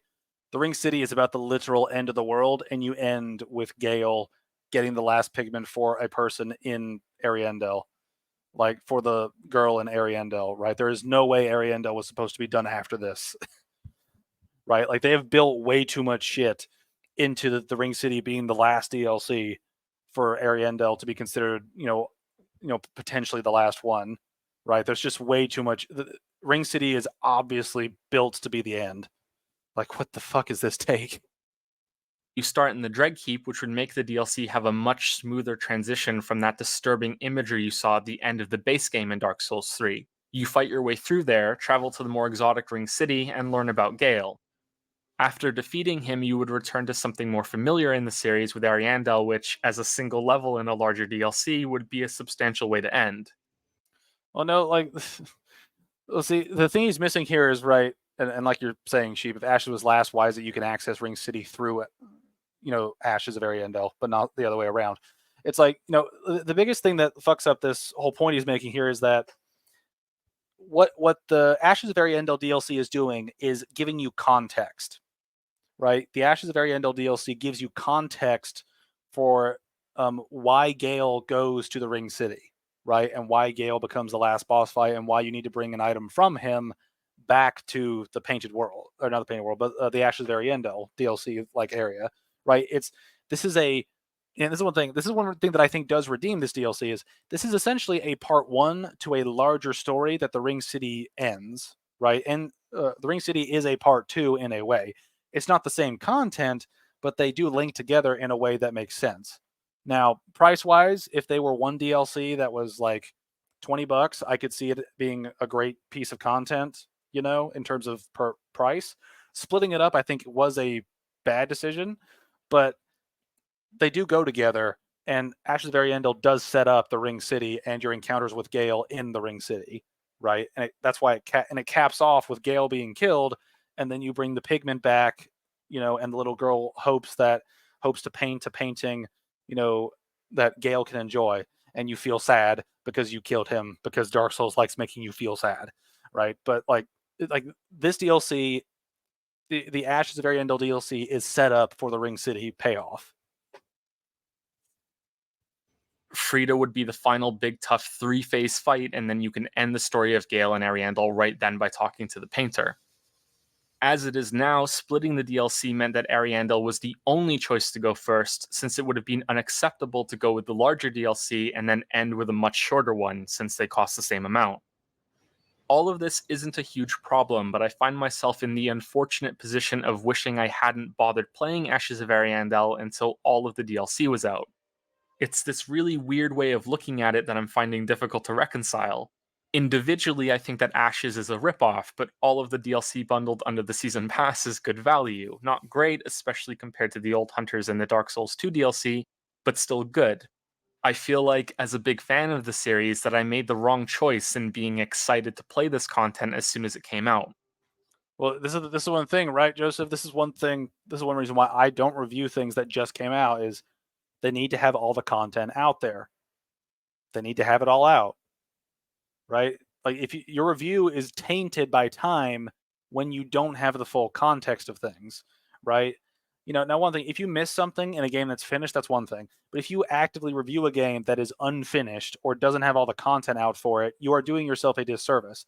It would be like reviewing Subnautica in 2015 when the early access aspect of that game was not fully finished, right? You're not looking at the full release, right? It would be a massive disservice to the game, and this is just someone capitalizing on something coming out, right? It would be like if I reviewed the Shadow of the Erdtree DLC in a proper review, right? Without, taking into context like updates and things, right? Or giving enough time for me to soak in every aspect of the DLC beyond just playing through it once, right? You need to give it some fucking time, Joseph. You can't just play it once or twice and then say, oh, I completely understand all of it. I'm done. Let's move on. It's like you need to let the game have some time to fine tune everything, right? That's all I'll say on the matter for this video because it's no longer important. I doubt many will be buying Ashes on its own from this point onward, so let's get back to the levels and bosses in Ring City. I mean, this is one thing. We got through this first section remarkably fast, so I'm kind of curious how quickly we'll get through this video compared to the previous one. Dreadkeep is a cool idea that feels like something new, even if this series has done tall vertical levels in the past. If I hear this man say the DS2 DLC is better one more time, yeah, I don't think he'll say that. One thing I do want to mention, though, about his point talking about the Broom Tower versus this is meant to be a level where you just keep going down, right? The Broom Tower, you're supposed to go up and down throughout different lifts and things. This is a different type of vertical level. It's not the same basic shit that they're not the same type of vertical level design, right? You're supposed to go down the drag heap and you just keep on going down, right? That's the point. In the Broom Tower, you go into the tower, then you go down, but then you can go up, and then you go up and down throughout the entire tower, right? This is just you keep going down, until you get to the bosses, then you get to the Ring City, and you're basically done with the area, unless you miss like a quest line or something, or you missed an item. But like you're supposed to go down and just keep going down. Idea that feels like something new, even if this series has done tall vertical levels in the past. What is entirely new, however, is the addition of ash piles that you can land in and prevent fall damage, sort of like those piles of hay in Assassin's Creed. This is such a big change that From decided to include developer messages to make sure you understand that you'll. These aren't developer messages. These are messages from Gale, because his image appears every time you interact with these. This isn't the developers doing this. They have created an in-universe reason for these things to be here. Survive the fall damage at almost every point that you have to do it. There's also a really cool trick that shows you there's no limit to the damage prevention when you're lured to this item and fall far below through a window to a new area. This caused a shift in perception for me. I wasn't just looking ahead to where I could go next. I was looking down to see if there were any piles of ash that led to secret areas. Unfortunately, this mechanic isn't used much in the level, likely for the same reasons that From included those helper messages. It can be a little difficult to tell what's safe to land on, and they must have been afraid many players would try to get to places, die, and be angry with all of the trial and error. There were only 2 secret places that I found to fall, one at... There's a one thing, right? His point about the trial and error stuff, there is a problem with that in these games, but unless you're offline, you're probably going to see a blood stain of somebody jumping off and dying, right? So I think that's a criticism of the DLC that kind of makes sense, but at the same time, there are some safety nets in place to kind of let you know that you're not supposed to just jump willy-nilly around. The beginning, which makes it faster to get into the level after dying, and the second was a drop at the end of an optional path to an alternate route to the swamp at the bottom. It's possible that I might have missed another secret that uses this mechanic, and I still enjoy that the level successfully tried something new, but I think the result is more of a fun gimmick than a really interesting feature that's fully fleshed out. How much more do you want this to be fleshed out, Joseph? It's a pile of ash you jump into to avoid death from falling. That's all it is. It doesn't need to be some... He's doing that shit again where it's like, I wanted something more, so it's not that great. It's like, dude, just... All it's meant to do is cushion your fall. That's all it's meant to do. Why is that such an issue for you? The major problem with the way this works is that it requires backtracking through the level via bonfire warps or death, so if you want to see everything, you are going to have to do the earlier part of the level again. This is fine for a one-off area like this, but it may have been another reason why secret paths that use the falls were limited, to reduce how many level resets the player would have to go through to get back up to the top to make the fall. This is the same guy who didn't like Phase 3 Frida, by the way. This is the same guy who thinks kiting hordes of enemies is interesting. Yeah, it's all those things make this criticism a very interesting point of conversation, because it's like, you think that's good, but you don't think, but you're complaining about this. It's like, what is your standard for anything? The minor problem is that I think the dust piles themselves look really lame. Your character simply clips through them like it's a raised part of the floor. Having a unique animation of your character getting stuck and pulling themselves out, like the sand or snow in Mario 64, would probably have been too much work and slowed down navigation through the level too much to be worth it. I mean, it also wastes the player's time, right? Like, if we had an animation of our character taking like 4 seconds, like just something simple, like 4 seconds to get out of an ash pile, that's 4 seconds that you got to sit there and watch your character do it over and over and over. Like, you got to jump through what, like 5, 6 ash piles to get to the bottom, right? Like, having it be where you can just jump into them and move on quickly is fine. You don't have to have any special... Again, he wants something special when it works perfectly fine the way it is. What's fucking wrong with it? I agree, Sheep. Are you serious? He literally made a complaint and then explained why it wouldn't work. Yeah, it's just like, what the fuck? But maybe simply landing on top of the ash would have been an easier and better way to avoid this awful-looking clipping. It might also be a thing, Joseph, that the reason we clip into this is to tell, along with the cloud that spawns, is to let us know that, hey, we don't take fall damage in these things. If we just clip on the top of it, we may not piece together that it's actually an ash pile, right? If we clip onto this, we're just going to assume it's part of the environment. It could be a rock for all we know, and then we'll try jumping everywhere, and then we'll take fall damage randomly and think the DLC is shit. You're just creating a problem. Shut up. Two other things worth mentioning in the Dread Keep are the angels and an unexpected shortcut. Halfway through the level, this winged monster appears in the air and starts spewing lasers at you. The idea is that you run away from it, dodging when you can, and use cover until it takes a break between each barrage. This first angel is fairly simple, and you're urged to rush forward after being prompted to fall from a ledge here. After you take cover in a church, you have to defeat 2 of the knights from Lothric, which proves how challenging an early enemy can still be if you pump up their health and damage. A little after this, your presence triggers the collapse of a tower, which leads to another opening where the angel can shoot you. This time you're next to this strange corpse flower thing though, and when you kill it, the angel in the sky withers and dies. 2 things happen here. The first is that if you die after the tower collapse, you get the surprise of seeing that the back wall of that church with the knights has been busted open to reveal an unexpected path through the level. I'm taking the time to point this out because it helps support something I've said in 2 of the previous videos on the Souls games. I want more unexpected shortcuts like this instead of the usual locked doors and broken elevators. Dude, this is not a shortcut. This is an alternate path. Those are not the fucking same. God, I know why Mahler hates dealing with this guy. he puts things together that don't go together. I really enjoyed the surprise, and I hope I'm not alone in that, and I want to see more of it. The other thing is that the game uses these angels and teaching you to find their route to kill them as something that's almost like a shortcut as well. What? What? You are just saying English words randomly, my dude. What the fuck do you mean? Teaching you to find their route to kill them as something that's almost like a shortcut as well. That may seem like a stretch, but it's similar to those Spectral Knights in the Dark Souls 2 DLC, or the second Crystal Sage fight in the Grand Archives. These areas have a mechanic that makes the level a lot more difficult your first time through, which, after you conquer it, makes exploring the level easier. That's not a shortcut. It's a challenge to overcome. Shortcuts are literally just like shortcuts are just reducing the time it takes to get back to where you previously are or where you want to go. That's what a shortcut is.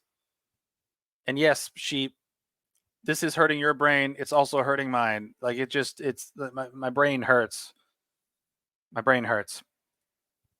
It's not a concept I would like to see used a lot in the series, but it does appeal to me enough that I think it's worth exploring in a few more levels of each game. The giant siege weapon in Smoldering Lake is another example, and one that could have been a lot more interesting if the area you're exploring while it's shooting you had more to see and do.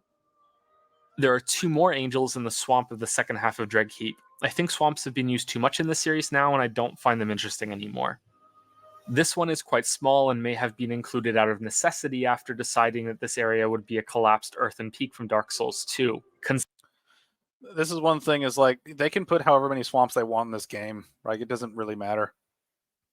But like it's up to them. But just him just kind of like just tossing it away, just like another swamp, It's like I kind of get why you'd be put off by it, but at the same time, it's not really that big of an issue.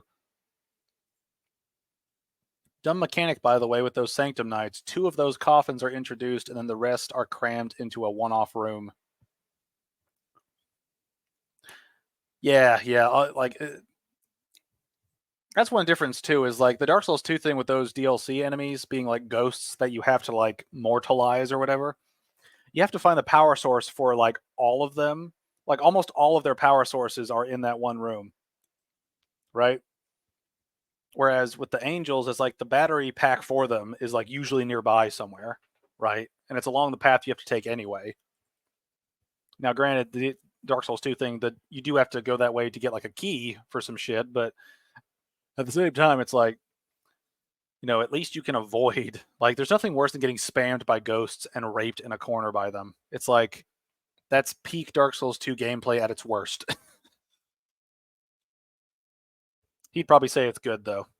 Considering how much criticism this level received for not making sense in that game, I have to wonder if this was done out of spite or something. Either way, I thought it was cool, and I didn't expect to find it here. You need to use cover to hide from the angels between fairly long runs to new locations, or you can time dodges to avoid most of the lasers while searching for their routes. Something I like is that most players will find the route to the second angel before the first one. For me, this made this section feel a lot more desperate, that I was out of my depth scrambling to beat the second angel when I hadn't even gotten rid of the first one yet. I mean, you got rid of the first angel, though, because you killed him. Like, your numbering's off, and that's confusing. It isn't spread out at all, which I don't know if I like. I thought exploring would lead me to various coffins. Yeah, like if they had the power sources closer to each enemy, I think that would be something worthwhile. But again, having that one room just full of them is just like, bro, fuck you. Especially since there are other enemies to fight along the way while you're hiding behind cover. Like there isn't enough room for both of you. I think he means the second angel before this current one. Yeah, I don't know. I think I'm getting brain rot from just watching all of his content. I can only handle so much Joe in one day. Using these branches as paths is one of the best times the series has done this, and it was clear what you could walk on and what you could not. And I enjoyed using higher branches for cover and then feeling relief when I finally did kill both angels. Like I had now claimed these areas and had earned the right to pillage them. Doing this will lead you to the final bonfire in Dreadkeep and the fall to the demon bosses. Before we get to that though, let's look at the new enemy types that were introduced here. Unique to the Dreg Heap are the Abyss Corpses. These appear in a bubbling up from the floor and can be spawned by the magic-wielding versions.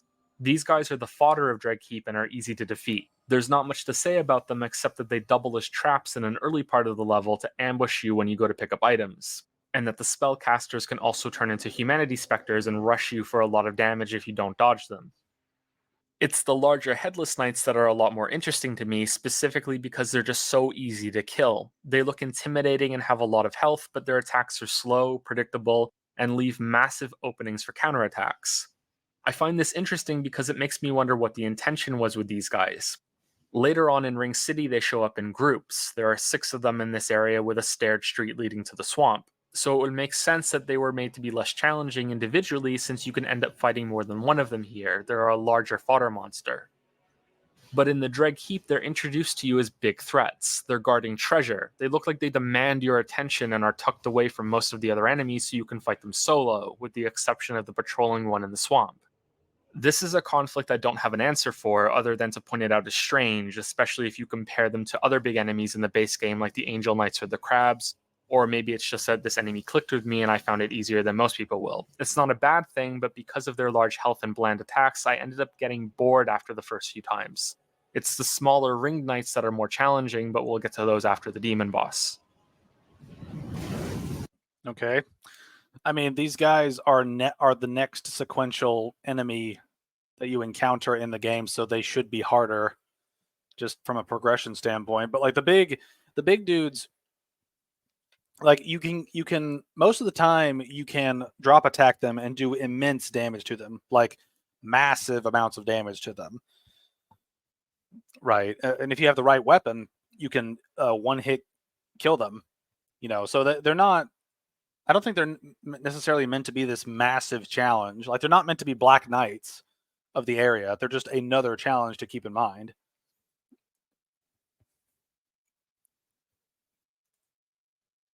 You'd better not complain about the ambushes. Which is bullshit. The spam bush on the stairs was an aggravating decision. They have loads of HP and damage. They aren't meant to be grouped.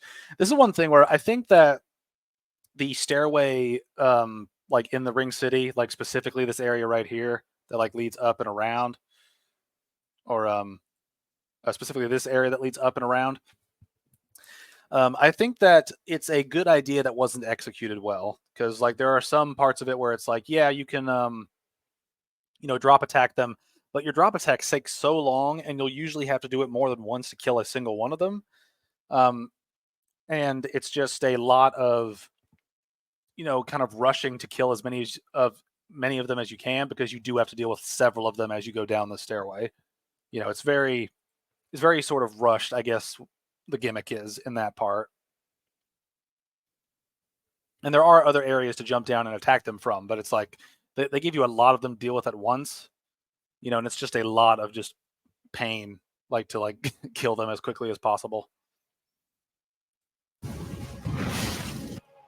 Demon in Pain and Demon from Below are at the bottom of another long fall.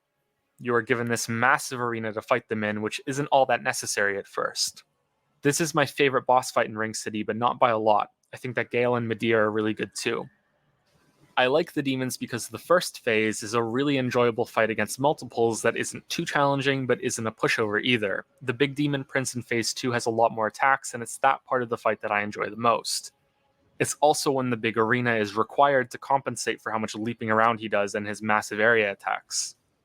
For the first phase, there's a flow to this fight that is unique among boss encounters with multiples in the series. At least I can't think of another that functions this way. Both of the demons have the same moveset that they cycle through, but they're on different timers. Each of them moves between 2 phases, being on fire and then burning out into exhaustion. The one on fire will typically be way more aggressive and chase you with melee attacks, whereas the other will favor hanging back and use poison breath and spit. What I really like about this interaction is that the demon in range mode creates a warning line on the floor to let you know the attack is coming, so that you can dodge away from the melee demon without having to constantly look back at what the ranged one is doing. The melee attacks aren't all that demanding of your attention on their own, but combined with the second demon can make for some more challenging overlap that feels fair to fight against. That said, the demons do not always work this way, and I think it could be argued that this is something you might have to make happen yourself by luring the aggressive demon away from the other. Even doing that, I often felt that the exhausted demon wouldn't always act like it, and that both of them would end up flailing around together. The demons are both large enough that it still feels fair like this, since it's easy to dodge away and rush back in for some hits when they leave themselves open, but there can be some waiting around for this to happen. The fight Yeah, this is one thing. This fight can be very tedious depending on how you partake of it. You know, and also one thing I wonder is like, does he just not summons for fights at all? Like, is he always the one-on-one guy? I'm asking more just because I'm curious, because I've never seen him. At least I don't recall seeing him with a summon in any of the videos we watched so far. fight feels more fun when it's you against one demon with the other in ranged mode. The demon switching between these modes can also be punished when you learn to recognize those changes for openings, especially if you hit them enough to trigger a stagger and a big hit.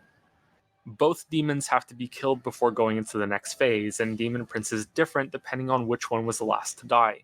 The boss's core moveset is a more advanced version of the two demons that came before. He's a lot bigger, but much of the clawing and rampaging is similar. He can jump into the air for a slam attack, as well as flying away for a fiery dive, or to do one of two special moves. This is one thing, is I'm not talking much during this section just because he's kind of just describing shit in the fight. So yeah, if he just ends up describing shit in the game, then I'm probably just going to be quiet for a little bit. He summoned from Melania. Yeah, let's see how that goes. If Demon in Pain was the last to die, then Demon Prince can summon fire orbs that spit at you and then begin charging a massive storm of fire. This takes a while to complete and is difficult to avoid when it's at full power.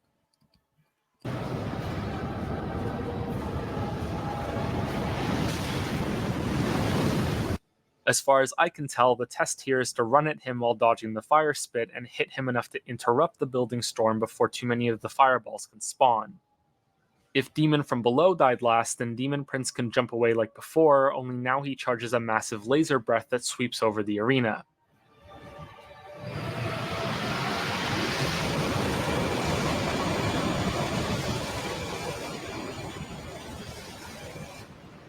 This can be handled in a similar way as the other move: close the distance between you and attack while he's busy with the laser.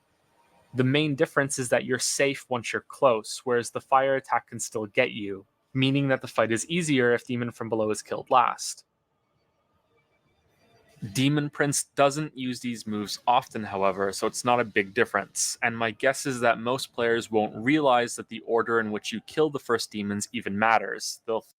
Now, this is one thing, he will do the move fairly often, right? At least in my experience, the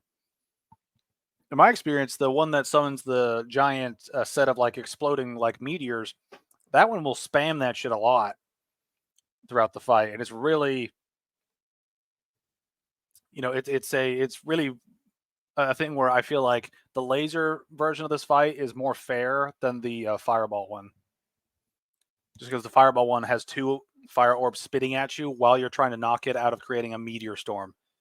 And they usually end up hitting you while you're hitting this guy, unless he's just really fucking far away, which is rarely the case. Whereas the laser is like a sizable windup to a laser beam, right? And then the laser beam is, damaging, but it's not ridiculous to dodge. Those fireball things, though, are way, way more, demanding to deal with.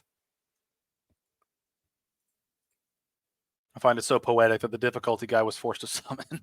We'll see that one day. I do have the Elden Ring video queued up. We will talk about it one day. But I might take a break from him after this and do like another Ace or Aesthetics video just to watch a guy talk about lore and not mechanics for another hour or however long. I always go for the laser. It's a bit silly that the laser is way better to go for, so the option of choosing your phase 2 is null. Yeah, and that's one big problem. Is this one thing? If the ball flame things ran out after like 2 or 3 casts per piece, I think they'd be even. But the laser one is just so much easier to deal with by comparison that it's like no contest when you do it. The only third-party factor might be that, if you summon, the summons might kill a beast before you can kill one. So that can affect which one you're going for. Oh God, Acer, you're gonna kill us. Nah, at least not this weekend. think Demon Prince simply has some moves he rarely shows. Most of the fight is responding to his mix of melee attacks, jumps, and when he starts to fly. He reminds me a lot of Sin, even though he's not a dragon, which is probably why I enjoy the fight so much. I mean, he reminds him of Sin. He reminds me of, Calamite more so, just because Sin's really annoying. That's one thing. The Demon Prince didn't drastically degrade your items as you used them. So take that, Sin. You fuck. After this, you go through the wrecked version of the Firelink Shrine Pond Room and wave another flag in the wind for another blind gargoyle flight to the next area. This is the third one in the series, I think. This is very similar to the journey to Anor Londo in Dark Souls 1, and the visuals here are equally appealing. I'll be speaking a bit about this at the end, but for now, this is how you arrive at Ring City. Your first encounter here is similar to the angels in Dreadkeep. Sin is constantly taking to the skies and leaving me with a whole lot of downtime. Demon Prince does not. Yeah. And also Sin breaks your shit. Right? He's just annoying. You have to use cover and are unable to fight back until you get through this area first. I like this part on its own, especially the sound the giant makes as it summons these ghosts, but it feels like retreading the same concept too soon after the previous level. Although I think it's a little funny for me to realize that if this had simply been another angel, I probably would have just accepted it as a continuation of that monster instead of recycling an idea, so I guess it's okay. It's kind of weird how that perception works. And this is one thing, talking about the angels compared to the summoning giants. The summoning giants are a amped up version of that threat because they can summon these guys from different areas, right? It's not like the angels where they're locked to a single position and they cast from that single position, right? Or that single area, right? Because they float around a little bit, but they don't really follow you per se. The giant guys' summons will follow you. They will try to appear in areas where they can hit you. So it is a step up from the previous challenge. They also happen to be way worse, in my opinion. But that's a whole different shit. Yep, Sin breaks your shit. Why even give him that when durability is as pathetic as it's ever been in DS2? Yep, just absolute bitch fight. Absolute bitch fight, just a total annoyance. And guess what? The Judicators respawn! I know. Whoever thought of the Judicators, I want to slap. Just fuck you. After this, Ring City feels like a victory lap for the series. You're going through part of a city and a swamp. There are some cryptic NPCs that tell you about the bosses you'll be fighting. There's a cathedral and some beautiful views. The Ring Knights remind me of the Dark Wraiths. There's the usual humanoid fodder enemies. Shortcuts are locked doors and elevators. And the bosses are a dragon who breathes fire over a long stretch that you have to run through, and a duel against an armored guy with a big weapon. And you have to deal with a boss that could be a NPC invader type of person, or it could be a player that's glitchy as fuck, or has an annoying build. Don't forget to mention that. And this is good. It really is. I don't mind that From decided to play it safe with this final DLC and make great new versions of content that fans like to see as a goodbye, in terms of gameplay anyway. I don't know how fans of the lore will appreciate all of this. I mean, I liked it. I think it's a good ending point to the series, and you actually have a proper end this time. It's not just linking the fire again, and then we go to some random kingdom that either may or may not be tied to the base game. It's nice to have an actual conclusion to the story, in these games. Have an actual ending to the universe in a way. It ties into why I described the DLC as bittersweet at the beginning, though, since there was something disappointing here that we'll get to at the end. Something missing. Oh boy, let's see what he's talking about.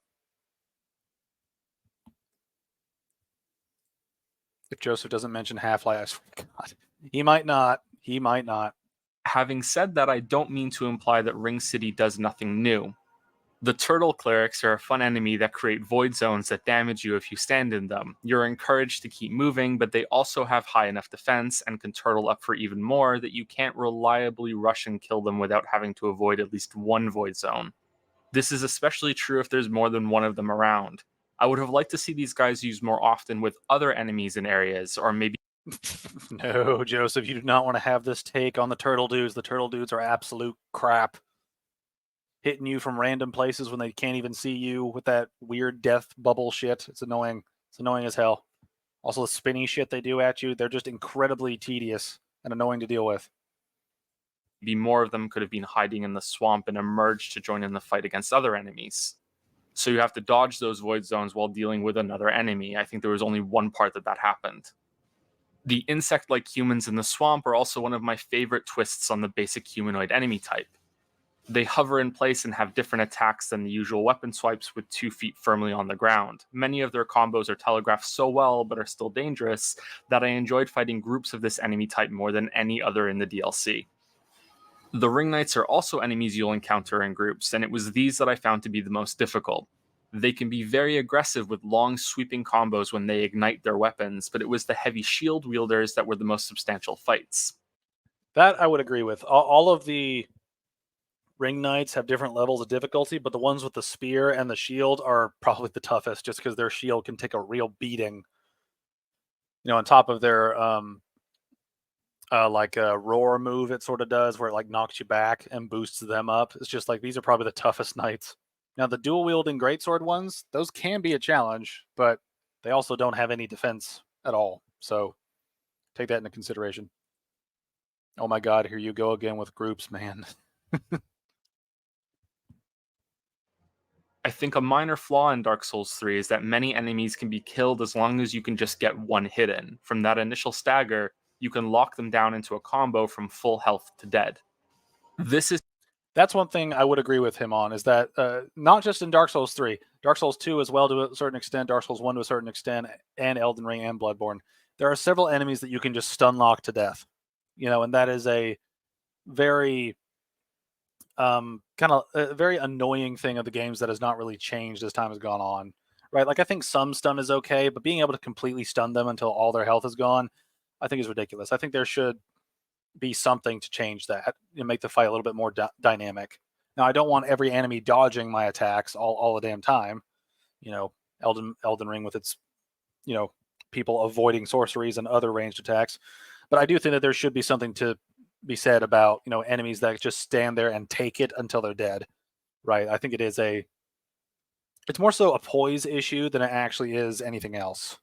And it's one thing that I find to be rather annoying in the games is when you can just spam the crap out of a guy until he's dead and then move on. Like it completely removes the challenge of it when it's just like, okay, who can get the first hit in, right? This is such a reliable way to kill so many enemies that there are honestly a few in the base game that I've never seen attack more than a few times because I can rush in and lock them down. All you need to do is land one hit to sink your teeth in for the kill. The shielded Ring Knights can fight back against that, which, when in groups, made them challenging. It was interesting to fight these enemies because of that difference, even if they are just stronger versions of the Lothric Knights underneath that. For some enemies that aren't so great, there are the other fodder monsters. These smaller humanoids come in 2 flavors. The standard ambush type is fine, if a little samey to the big hat guys from the base game, but the cursed variant is the worst enemy in the DLC because it results in so much waiting around. If you're a melee build, then you will fill up some of your curse bar while fighting these, and since they're often clumped in a narrow corridor together, that means waiting around for the curse to deplete enough before you can safely go to the next one. And that is something I would completely agree with. All these random, like all the status effects that just build up instant death, I think are fucking stupid. Like just period, just across all the games. All of them, I think, are just fucking stupid, especially when they build up as fast as they do. This is something that Elden Ring suffers with, Dark Souls 3 suffers with, Dark Souls 2 suffers with, Dark Souls 1. Like, any type of just insta-death buildup, I think, is a fucking terrible idea. I cannot stress how much I hate that, just as a gameplay concept. But let's move on. There is no challenge here. This is a problem I've had for the whole series, and it's a shame that we're this many games and DLC in, and a simple solution hasn't been implemented yet. The same problem can be found in Frenzy and Bloodborne, or even waiting for your poison buildup to go down when you're going through a swamp. Waiting is boring, and it's often done with no enemies to fight while you do so. The most obvious change here is to make it so the status effect bar speeds up its depletion rate with every second that you're safe, so that the time is reduced. I actually wouldn't be against that, right? In terms of like a build up happening where it like sequentially gets a little faster each like couple seconds or something. I think that's fine. You know, but I think it does depend on how you balance it, right? Like I think it might be a thing where maybe 10 seconds without a hit, should get rid of the entire effect. But like the first 1 second, like the first like 2 seconds, like you don't see any decrease. Then after 4 seconds, it starts going down. After 6 seconds, it increases. After 8, it increases, and after 10, it completely goes away. But that's just me just throwing something out there. I do think they should tweak the status effects in these games because they've got some serious, significant issues with status effects that don't add to the experience beyond just random things are building up on you and you can't really avoid them sometimes. It's just really annoying.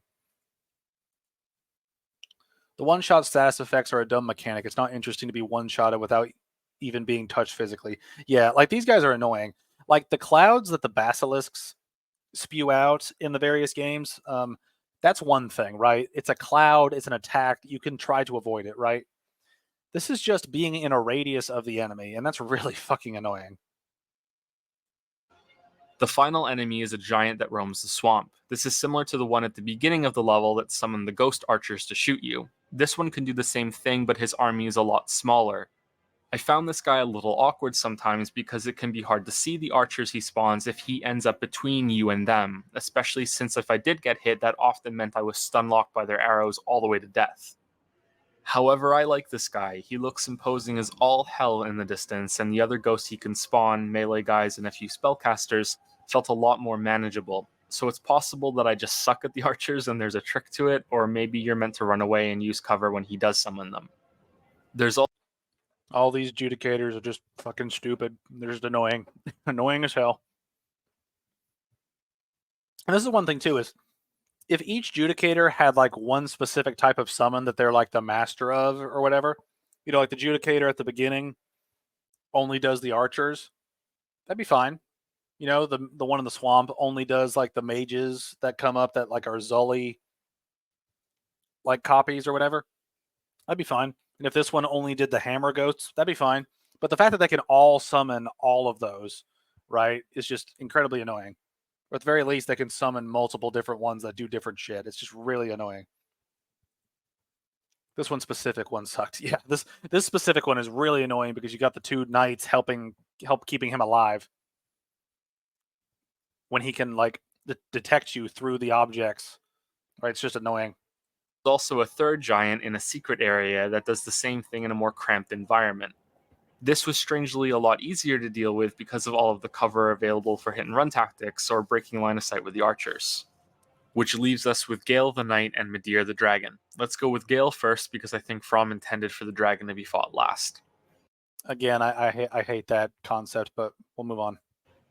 Gale has quite possibly the most grandiose introduction of any boss in all of the Souls games, if you view the build-up to his reveal as part of the boss's package. After the PvP fight in the church, you ride an elevator to a set of stairs, meet a mysterious sleeping woman with an even more mysterious object cradled in her lap.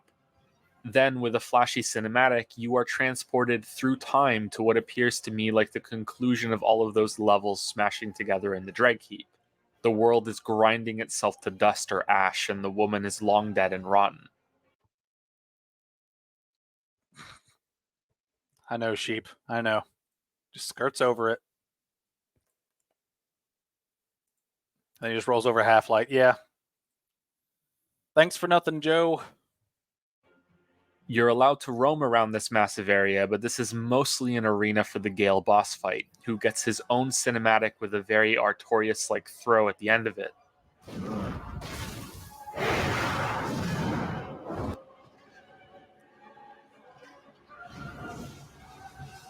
All of this is for just one boss. He even has a mid-fight cinematic when he increases his power level. Mechanically, Gale is Artorias on steroids. His first phase was the most difficult for me since he has a lot of moves, some decently long combos, and some attacks that you really need to see a few times before you get the dodge timings down, especially the one where he attacks and then quickly jumps away into another attack. It's that jumping that reminds me of Artorias, and it's the thrashing that reminds me of Orphan of Cause. Wow, take one aspect of a boss fight and it reminds him of it. It's just like, fuck, dude. Yeah, I was like, when you think of Artorias, what do you think of when you fight him? You think of the spinning, you think of the charge. How many people, when they first think of Artorias, think, oh, he's the one that jumps around? Yeah, he does that, but like, there's so much other stuff. So again, it makes me wonder what he thinks of these games as over time. Like, does he just remember weird shit about each boss? After this phase, the fight becomes slower. Gale starts using some ranged abilities. He has a repeating crossbow and can throw out a spray of projectiles that are then pulled back to him from the same direction a little later. The fight from this point onward is about positioning and not just dodging his sword strikes, although he still does plenty of that. His cloak is now a part of those attacks, which acts as a sort of after trail or a follow up to each slash. Gale swinging his sword reminds me of Fume Knight because they both swing their swords horizontally. Exactly. At first, this reminded me a lot of the fire trails in Phase 2 of the Abyss Watchers. It still does in concept at least, but my experience was that Gale's version didn't require multiple dodges for each attack, but instead a better timed dodge. It was to punish dodging too early, since if you avoided the sword, then the cloak will get you instead. Phase 3 adds some lightning spells that are also about being mindful of your positioning in the arena, just like the spell he throws out and then pulls back. But all in all, as you can probably tell, I don't have many interesting things to say about this fight. It feels like the end of the victory lap that the DLC is taking. Here's this great duel against an armor knight with a big weapon, who has some fun tweaks on that basic formula and some callbacks to earlier fights in the series. It's the spectacle that stands out to me more than anything. Gale's animations are fantastic, especially the combo toward the end of the fight that has him jump in the air and fire his crossbow as he drifts by. I do agree with that. That is a particularly like cool animation to watch. But the thing he's kind of missing here is he doesn't have much to say about the fight. Is like, why not? It's like Gale is like Artorias. He's an incredibly fair, engaging fight that's not ridiculous, right? That like there's nothing in Gale that is unfair, right? Like nothing at all. You know, like he might hit you with, you know, a quick spell or something that you weren't paying attention to, but you weren't paying attention to it.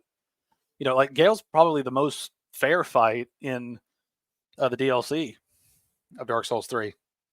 You know, just because all of his attacks have clear telegraphing, he hits reasonably. He doesn't have any like OP killer moves, you know, and he has plenty of windups and all of his things. You know, like he's an extremely fair fight and a good story boss to kind of end on because of his story of coming here to find pigment for a painting, and you know he has gone to the ends of the earth literally to find it, and now we have to kill him for it and kind of end the life of our friend who kind of guided us here, right? Like it works on a lot of different levels, and him just skirting over that is such a disappointment.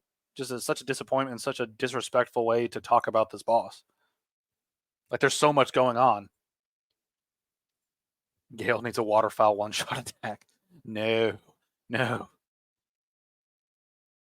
Like I said, I've mentioned this in other streams. If Melania did not have the waterfowl attack and the self-healing, I think she'd be the best boss that From ever made. Right?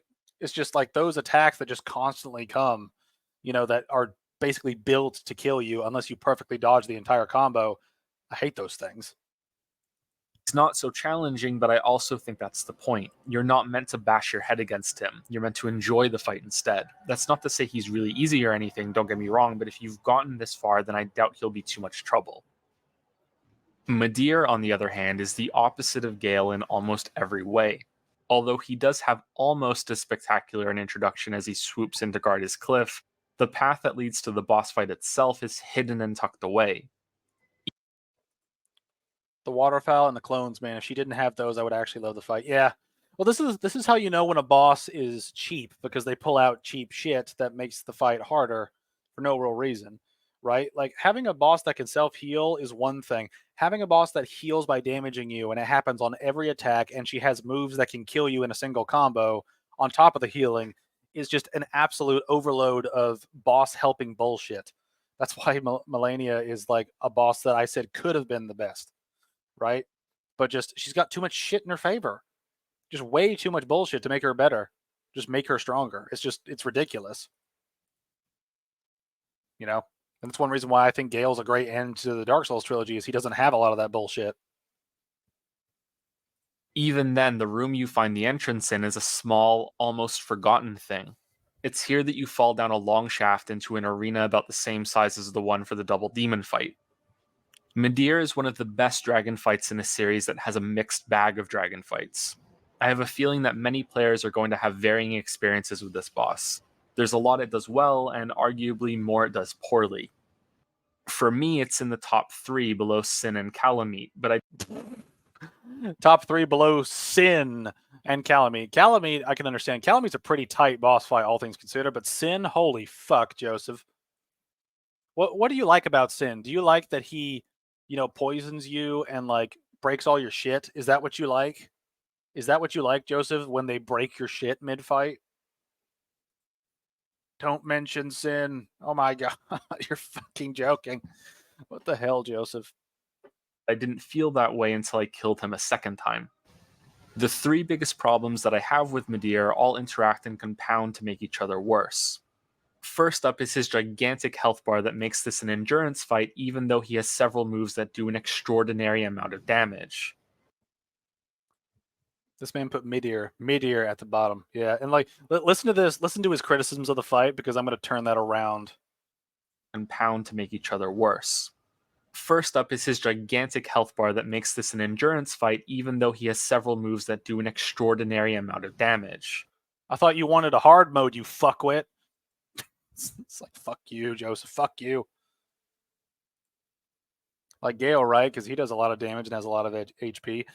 Now Midir does do more damage than Gale, like per hit. Like Gale's moves will do decent damage, but Midir's attacks do a lot of damage. Yeah, just gonna bring up every other fight in the game in the DLC besides this.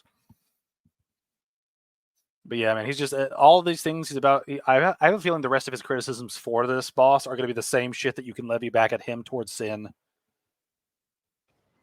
Combine that with how ill-suited the camera is to keeping up with all of the moves he can do, and you can find yourself dying to a move you've never seen before just because you weren't able to see what was happening.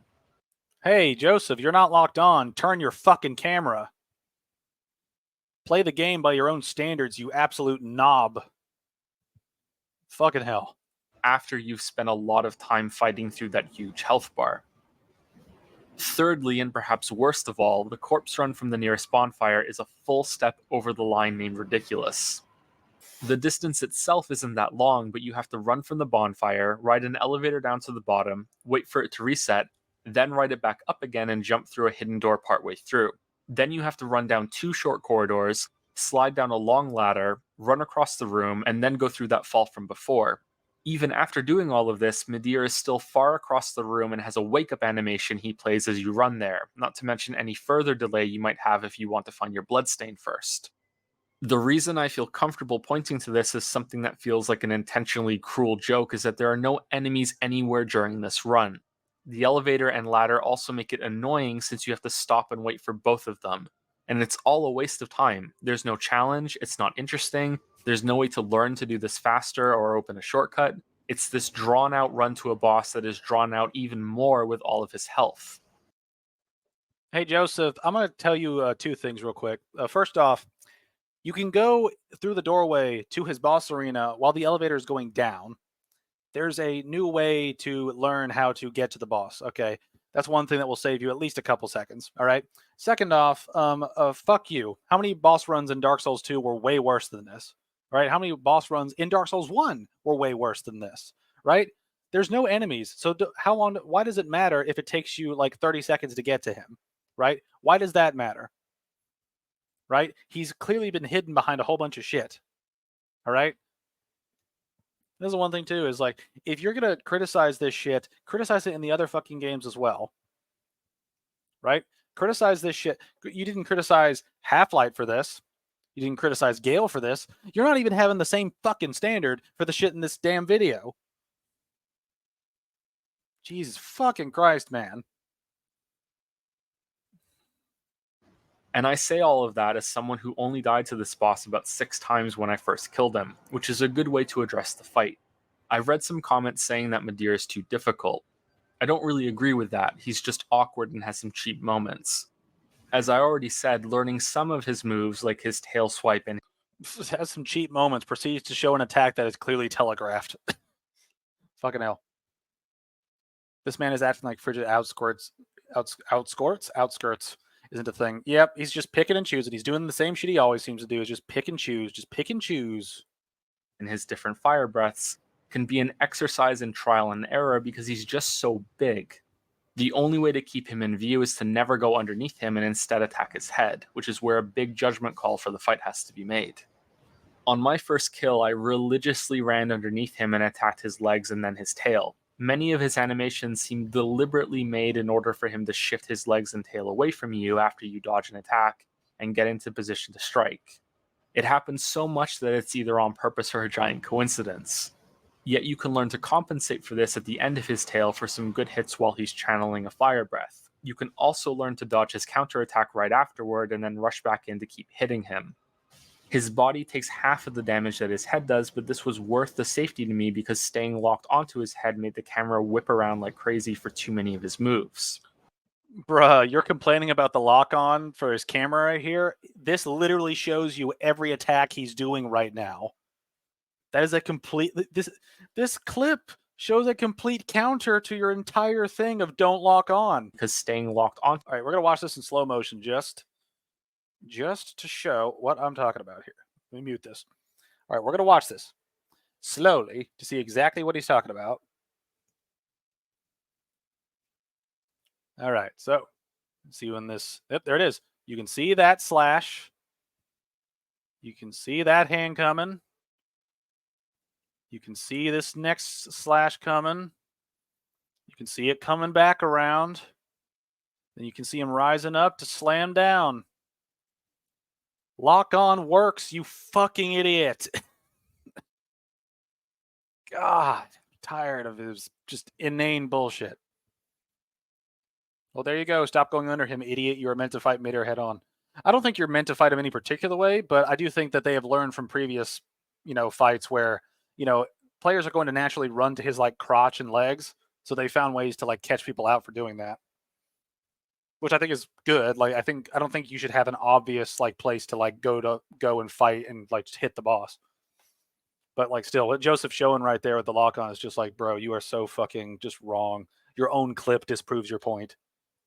Basically, I compensated and learned to account for the awkwardness and was able to get him down, occasionally sneaking in some hits on his head as I ran back under him. On my second kill, I attacked the head exclusively, and this is now what I consider to be the superior version of the fight and the way it was meant to be done. There's a lot of things that support that. The head is the only lock-on point for him, even though he's massive. He doesn't chain his wide fire breath on the floors often, which can lock you out of hitting him, and many of his swipes and bites leave good openings for his head. The best evidence of all, however, is that if you hit him enough, he enters a stagger state that wipes out about a fifth of his health bar, over 4,000 HP, meaning that the fight isn't as long as it first appears. This 4,000 HP, that's 3. Where'd you get 4,000 HP from? Doesn't happen if you don't go for his head. However, the game usually lets you choose your own way to fight bosses, so for some this won't be acceptable, or rather, it won't be ideal. I enjoyed the fight a lot more doing it like this, but I had also already seen it a bunch and I knew what to expect. If I had gone exclusively for the head from the start, then maybe I would have had a rougher time. An example being a horrendous decision that, in Phase 2, he can start charging a new type of beam breath attack that can kill you outright if it lands. And there's no real way to anticipate how this is going to move until... Okay, he's criticizing Midir's big wind-up to that move, where he obviously flies backward twice, right? That's how you know it's coming, is because he does like a fly back, and then he flies back again. As soon as that second fly comes, your brain should realize, oh fuck, he's about to do his big arena blasting move. I need to run to his fucking crotch, right? Like, you should be able to pick up on that after playing the fight. Head from the start, then maybe I would have had a rougher time. An example being a horrendous decision that, in Phase 2, he can start charging a new type of beam breath attack that can kill you outright if it lands. And there's no real way to anticipate how this is going to move until you've seen it once already, maybe even twice if it kills you really quickly. after taking so long. Okay, let's go back and show him you have no idea to see where it's going. You outright if it lands.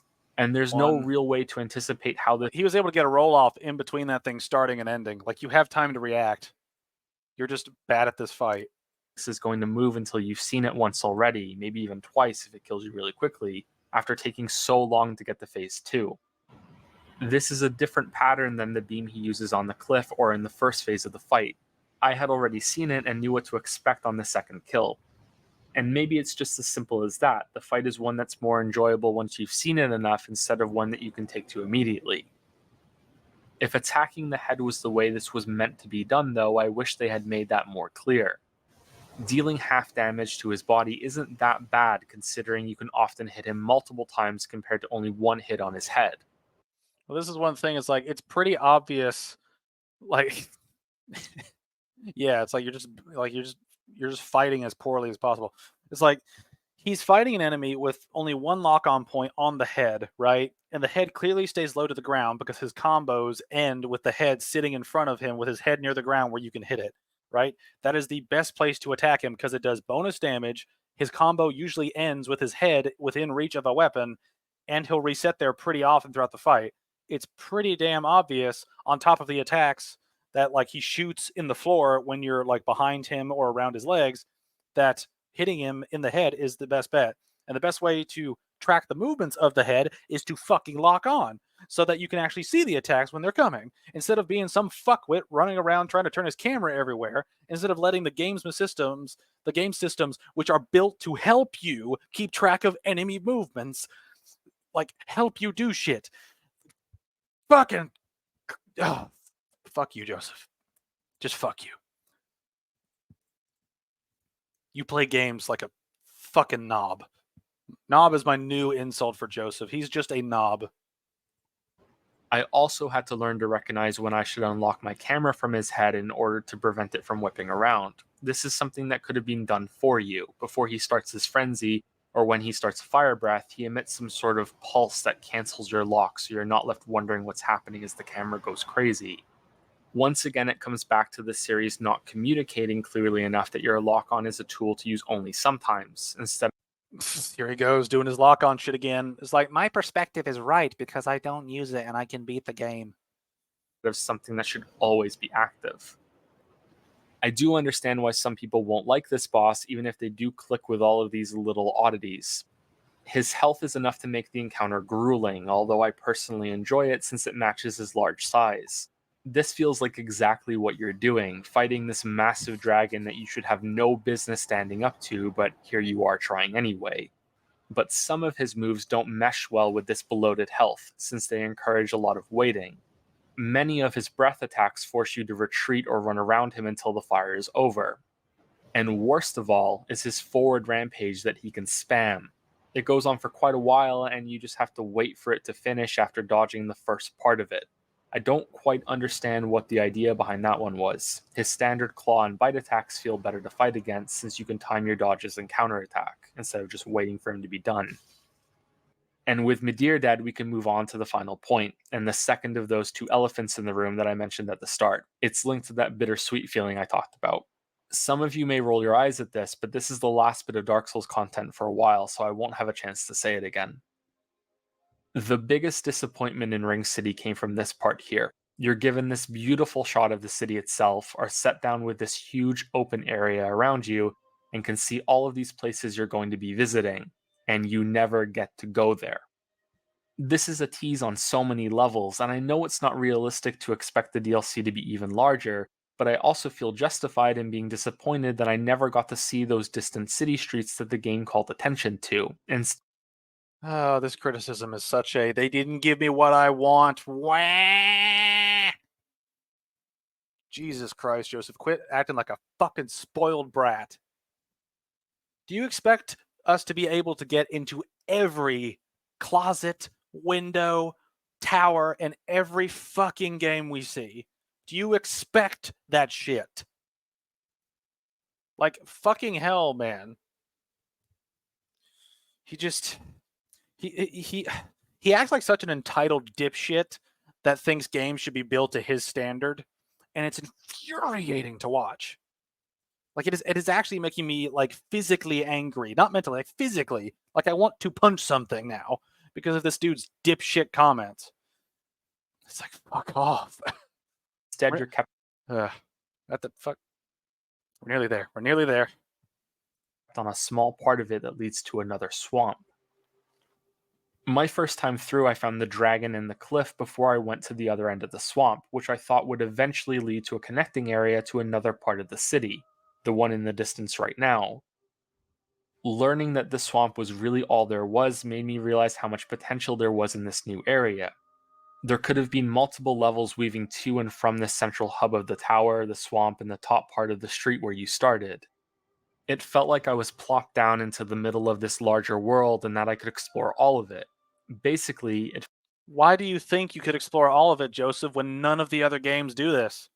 When you go to Anne Orlando, you can't get into every fucking level of every fucking building in that place. Right? Like what what do you fucking want? What do you fucking want, Joseph? What do you want? Do you want do you just want City Simulator where you can go into every single room in every single city and it's like, holy fucking shit, dude. Do you know how much work that would be and how much more tedious the world would be if you could go down every single street in the Ring City like DLC? Do you know how much tedious bullshit and just useless items would be around there because of how much shit there'd have to be to make this work the way you want it to? Like, do you have any idea of what pacing is like? Like, holy fuck, man. I can't wait for him to shut up. You know, Acer was like so off topic that he made me mad. This guy just like misinterprets things to the point of having like a mental illness. It's like fucking shit, man. God, we're almost over. It's almost over. felt like arriving at Firelink Shrine in Dark Souls 1 again. I said in my Dark Souls 3 critique that I'm giving up on ever seeing another connected world in the series. Maybe I Man, that aged poorly. That aged like spoiled milk from last decade. still need to work on letting go of those expectations because I felt them so strongly here, and was once again disappointed even though I know finding that in a DLC isn't reasonable. Why are you mentioning it then? If it's unreasonable to mention this, why are you mentioning it? But imagine instead if Ring City had been the direction the base game of Dark Souls 3 had went with, and that a full game's worth of content could have spiraled out from this foundation instead of just a DLC. That's why it feels bittersweet now that we're at the end of the first iteration and cycle of Dark Souls, something I'm sure will be continued later. A series that has, in some ways, gotten so much better and more consistent over time, but in other ways, isn't even trying to recapture the spark that made so many players enraptured to begin with. Is that it?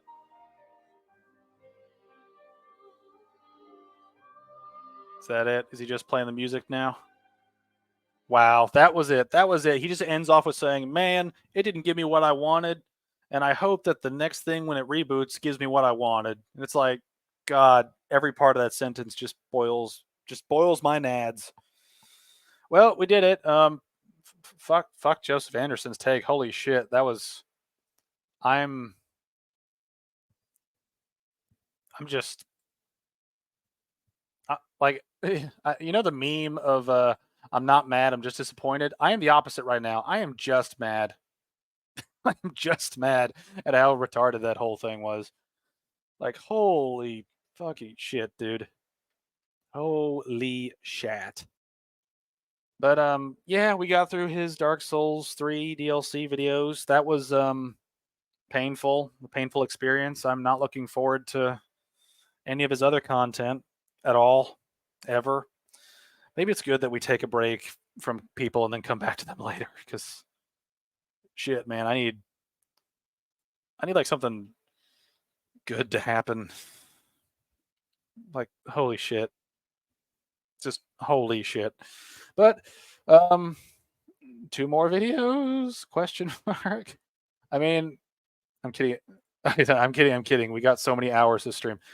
No, not today. Not today. I have like a life to live, so I need to go do other shit. But just for context, I plan to watch his Elden Ring review. I also plan to watch Acer Aesthetics videos on Dark Souls and Elden Ring, so that'll be fun. And like I said, let me know if there's anything, any video you'd like me to react to. I'm pretty open to it as long as it's not something severely copyrighted or something full of just like thoughtism. Like I'm tired of internet thoughts being everywhere, so I'd like to not, I'd like to not watch anything that's just trashy. But anyway, we got those videos out of the way. I'm taking a fucking break. We'll probably return with an Acer Aesthetics video next, just because. But yeah, I hope you guys enjoyed the stream. This was pretty fun. And yeah, I will see you guys next Saturday.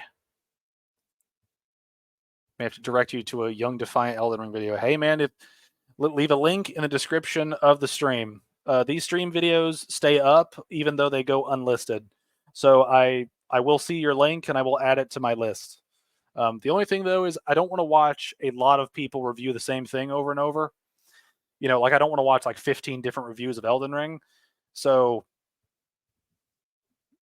try not to overload me with like dismantle every single take on this game by all these different people. I would like to have, a couple videos on one thing at a time and then move on to something else. But yeah. But like I said, just any videos you want me to react to or check out, leave in the description on this or the re-upload. So yeah, just yeah. Don't worry, this will be something rather fresh. let's hope so. But yeah, just I'd like to thank you all for watching once again, and I will see you guys later.